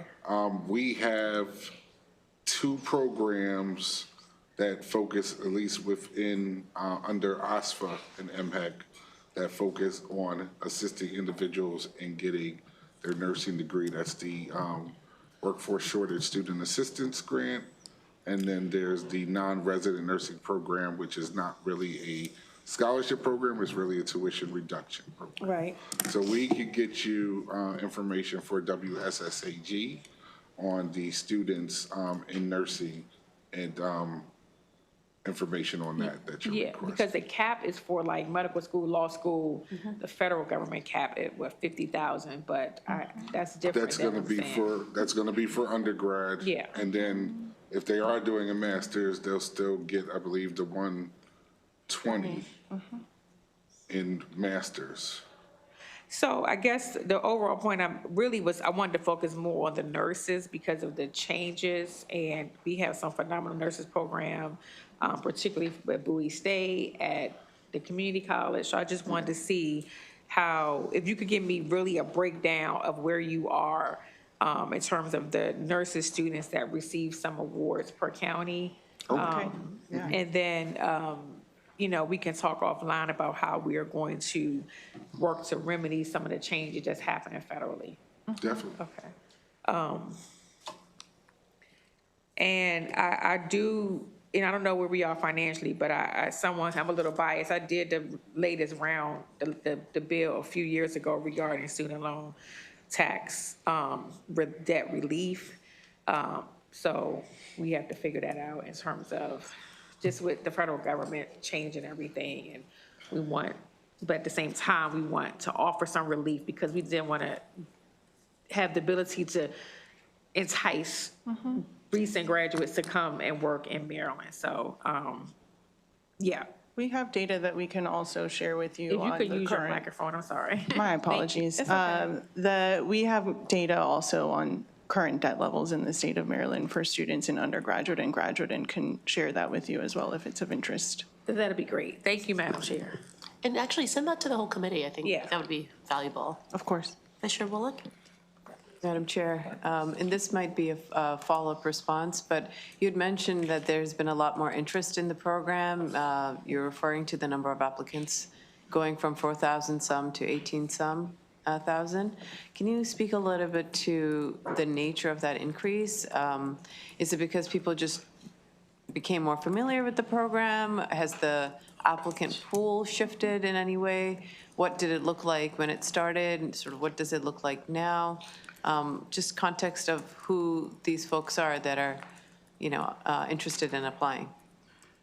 Sure, and that demographic data is definitely something that will be included in the final version of the report. So for context, like I mentioned, there was roughly 5,000 applicants.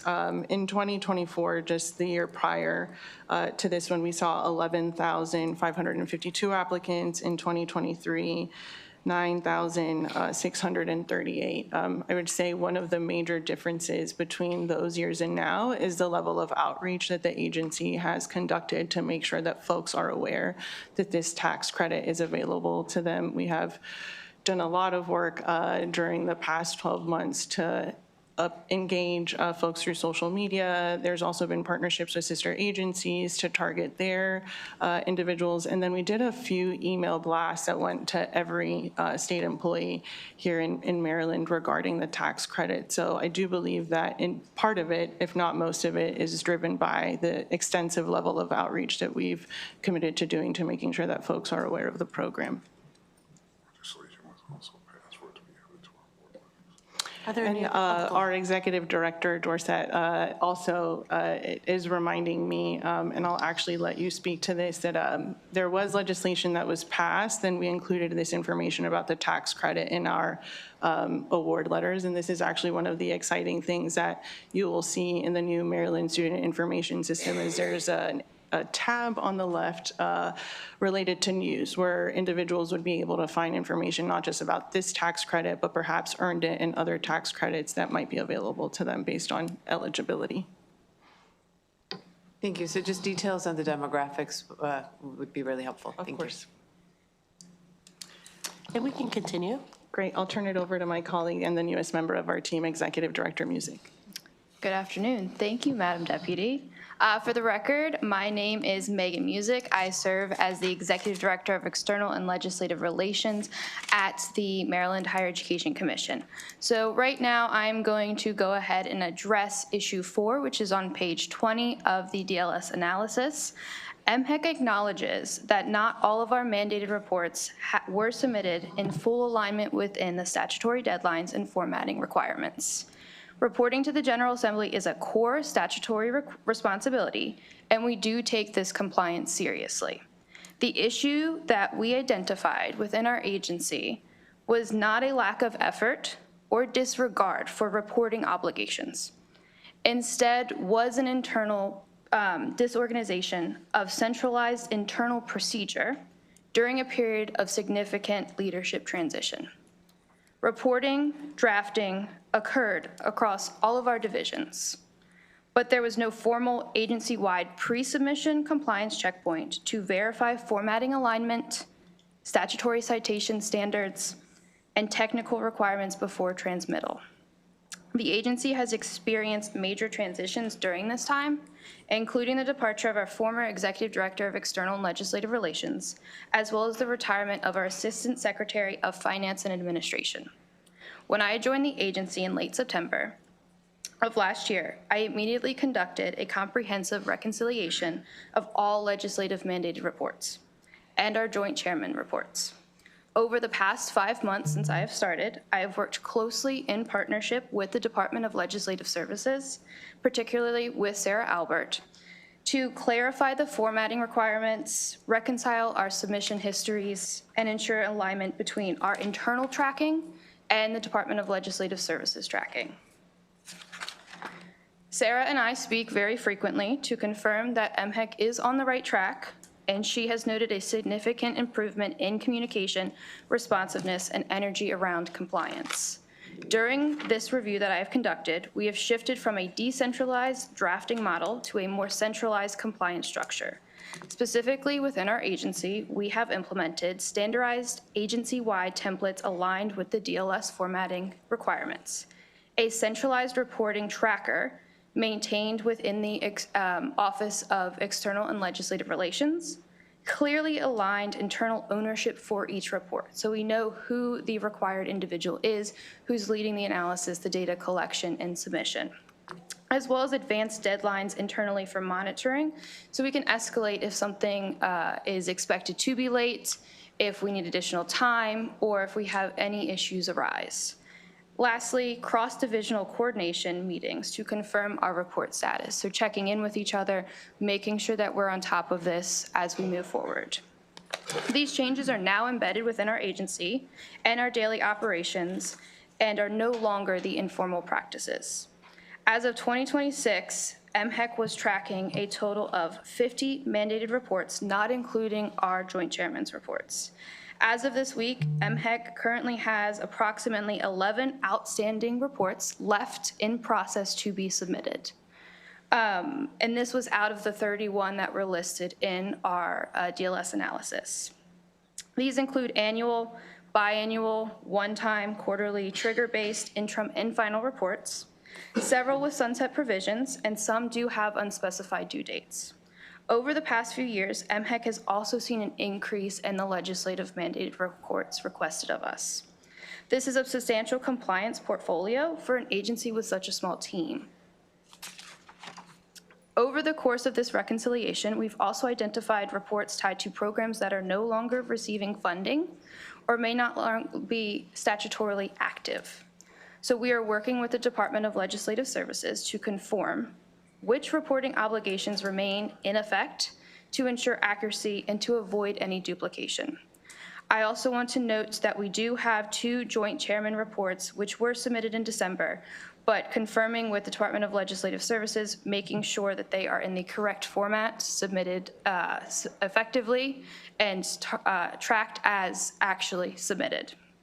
The majority of our outstanding reports now, again, have been submitted, resubmitted, or have a formal status with a notice of late submission on file. For those 11 not formally submitted, we are currently working with the Department of Legislative Services to confirm the specific requirements and or awaiting external partner submission to us for us to then formally submit. The past 5 months have been, in fact, focused on building structure, accountability, and transparency. We are moving from a reactive reporting process to a much more proactive compliance framework. We remain fully committed to adhering to statutory deadlines and to continue our partnership with the Department of Legislative Services to ensure that these issues do not reoccur and to set us right on the path moving forward. Thank you, and I'm happy to answer any questions. Thank you, Ms. Music, and welcome aboard. You've had your hands full, it seems, since you're about Vice Chair Wolek. Madam Chair, thank you for the presentation. I have another reporting requirement I wanted to put on your radar. So there was a House Bill 901 that I had worked on 2 years ago that made delegate and senator scholarships more inclusive by changing some of the eligibility such that students with disabilities didn't have to, take a certain number of credits. They could become eligible. That was 2 years ago, and unfortunately, that change in statute hasn't been made obvious to students and also members of the General Assembly who disperse those funds. So 2 years is a long time. I don't, if you could report on that, what the status of, and again, I believe it's a very simple thing that needs to be done.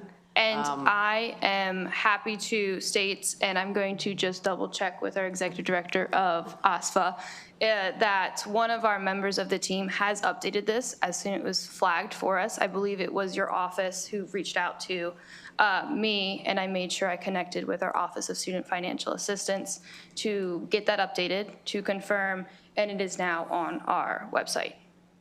And we can share out the link, and a team member should have responded to your inquiry, but I will make sure, if not, that we follow back up again. And to that effect, every one of us has monies that we give away. So all the senators and the delegates should know that they have this ability to award scholarships to students with disabilities. Thank you. Any other questions? I do have a question, and maybe even Sarah could help here. Is there a universal template, or are there different templates per report? Because, it seems like y'all have been doing reports for a while, so I'm just kind of confounded by the repeated confusion around the template. So there is extensive guidelines on the Department of Legislative Services website. The disconnect here was prior to my arrival, not everyone necessarily had the experience or understanding of what exactly those reports need to look like with regards to the specifications on the title pages, email submissions, making sure that for email submissions you have your MSAR numbers and your citations for statute, as well as the formal title of the report, what cannot and can be in the report title.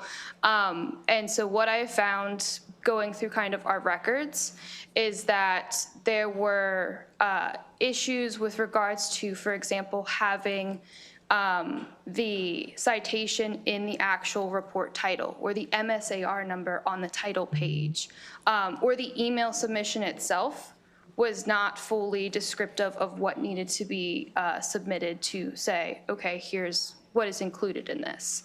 And so what we have done to streamline this, and so it's not necessarily all nestled within one person with this information, is a shared drive where it quite literally breaks down, this is what the title page is gonna look like, this is what you put in, this, just copy and paste it, put what you need there, the year, and then a template of what that email submission should look like. But we also have that for our joint chairman's reports because it's slightly different to an extent. And so again, shared template. So in any instance, you know, if I'm out of the office or we move to a state where individual teams are actually submitting instead of necessarily getting it to me to submit on behalf of the agency.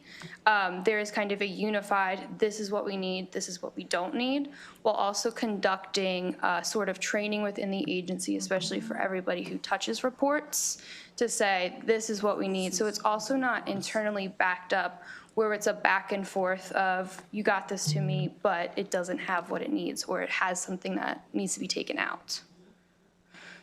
Thank you for walking through that, because in many ways, there's not any level of government that has enough staff, and that's why having SOPs and just having stronger administration is really Absolutely. important. And so it seems like you've added a lot of value in a short amount of time, and so I don't anticipate seeing these issues moving forward, so thank you. Are there any other questions for the panel? Huh? Yeah, I think that, no, there's a panel after them in support of them. You want to, yeah, Vice Chair Wolek. Thank you. Thank you, Chair. My question just has to do broadly with, you know, the issues that were raised. But first, I want to begin by saying to the Secretary, Assistant Secretary, there's a shared commitment. I know you have a passion for this work, so thank you for that.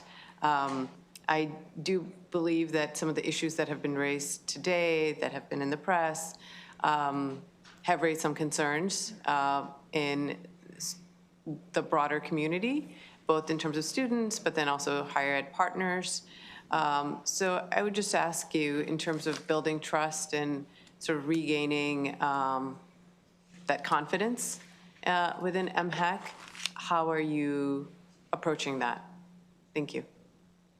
So again, to tell you that thank you for your time, your oversight, and your partnership. We take this work very seriously. We work very closely with our institutions. Areas where, you know, we had some discussions today, certain scholarship and certain media stories. Our approach has been to make sure that decision makers are aware of what happened. So we have shared a document with the chair of this committee and some others as well. And as we do our segmental meetings, we meet with the segments monthly. We're trying to make sure that there is good communication there. And we believe that goes quite well. And then we have a lot of different groups and subgroups where we interact with our stakeholders. I think we are utilizing those channels as well. And I have one-on-one meetings with key leaders, and we are always in touch on those things.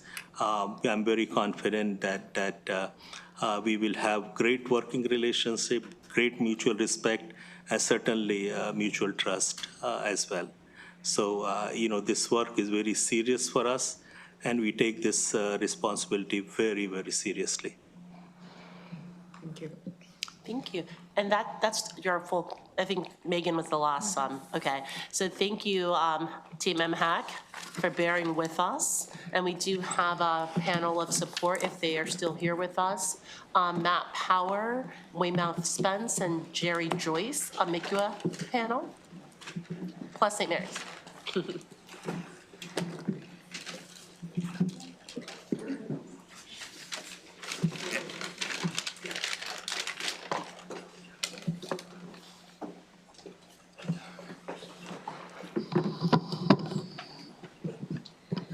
Thank you, Madam Chair. Madam Chair, Madam Vice Chair, members of the committee, I'm Matt Power, President of MICUA. I'm joined by President Spence of Washington Venice University and President Jerry Joyce from Mount St. Mary's University. First and foremost, I just want to extend my sincere thanks for your leadership last session to protect the Selinger program. That decision preserved momentum for thousands of Maryland students who are working every day to stay enrolled, persist, and graduate. I also want to thank the Governor and the Secretary for their continued support of the Selinger program and for maintaining level funding in the FY27 allowance. Selinger remains one of Maryland's most direct, student-centered investments. These dollars flow quickly and incredibly efficiently directly to Maryland students seeking the right fit campus and education to allow them to graduate. The centuries-long partnership between MICUA's institutions and the state has never been more vital. We are experiencing truly unprecedented federal assault on higher education. Drastic research funding cuts, threats to academic freedom, looming changes that will arbitrarily separate admirable careers like nursing, as Delegate Tolles pointed out, into professional and non-professional degrees, preventing access with loan limits for graduate education. In this environment, predictable state support is not simply helpful, it is a lifeline of students pursuing their dreams and the institutions that make those dreams possible. We're grateful that the state of Maryland rejects this narrow-mindedness and will not retreat from educating its residents. We hope that you will support the governor's FY27 allowance for the Selinger program. We're grateful for level funding in FY27, but also hope to return next year to the enrollment-based statutory formula that ties us to our public counterparts. Maryland's Selinger funding formula ensures an equitable approach that allows institutions with rising enrollments to help and support more students, spreading the dollars you graciously appropriate to more Marylanders. Finally, I hope that many of you had the opportunity to meet our students who came to Annapolis yesterday. Those students are the clearest proof of what Selinger accomplishes. Marylanders with drive and talent asking for a realistic chance to find the right fit for them, to achieve a degree, and to give back to the state that believed in them. Thank you again so much for your support. We look forward to working with you. And with that, I'll hand it over to President Spence. Chair, Vice Chair, and members of the subcommittee, thank you. Last session, you stood up for Maryland students by protecting the Joseph A. Selinger program. I'm Weymouth Spence of Washington Adventist University in Tacoma Park. We're an anchor institution for our community, for Montgomery County, and for the state, preparing students for lives of service with a strong focus on healthcare and other career-based programs. Selinger is a statewide access and workforce partnership, and for WAU, it is essential. Our students are determined that they are carrying a lot. Nearly 40% of our Maryland undergraduates are Pell recipients. About 35% are Black and 23% are Hispanic. And 89% of our undergraduates receive grant or scholarship aid.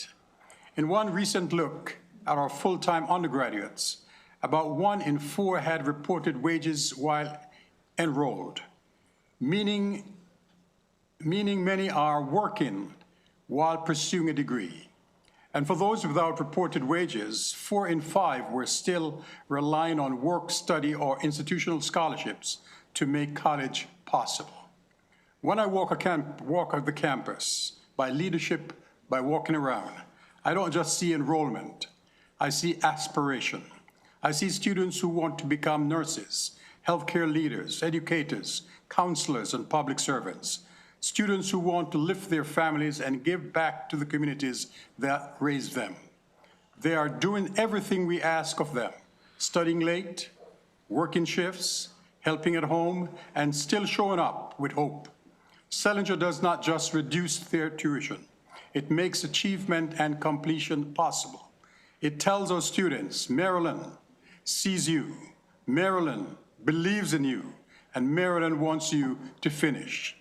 The fiscal year 27 funding in the governance budget is critical to help my students, our students, succeed. We put it where it has the most impact.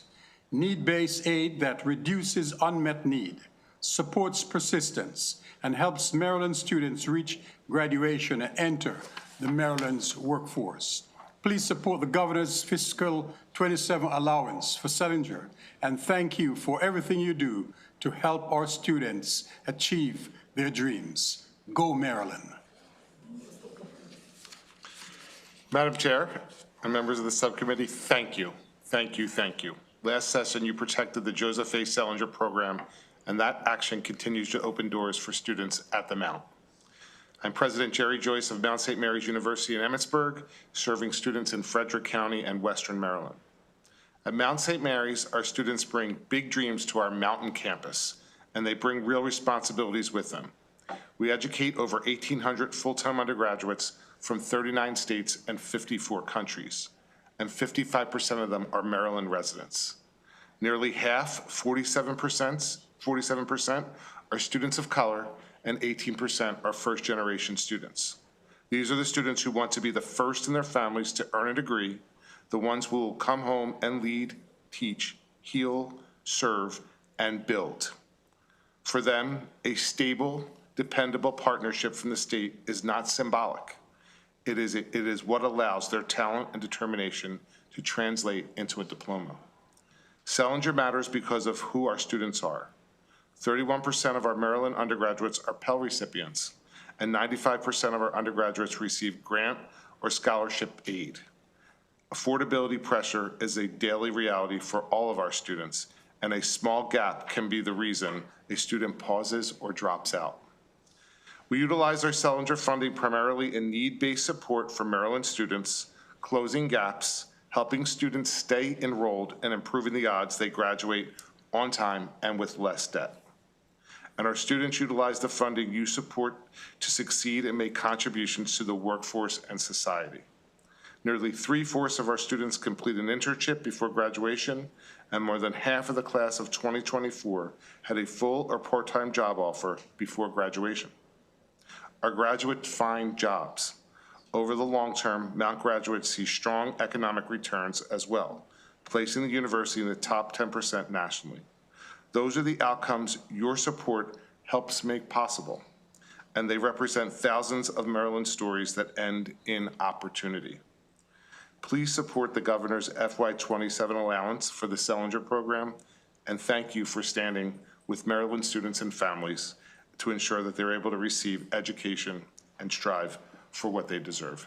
Thank you. Thank you so much for your testimony. Thank you for your campus leadership and for also standing in the gap for your students here today. So definitely appreciative.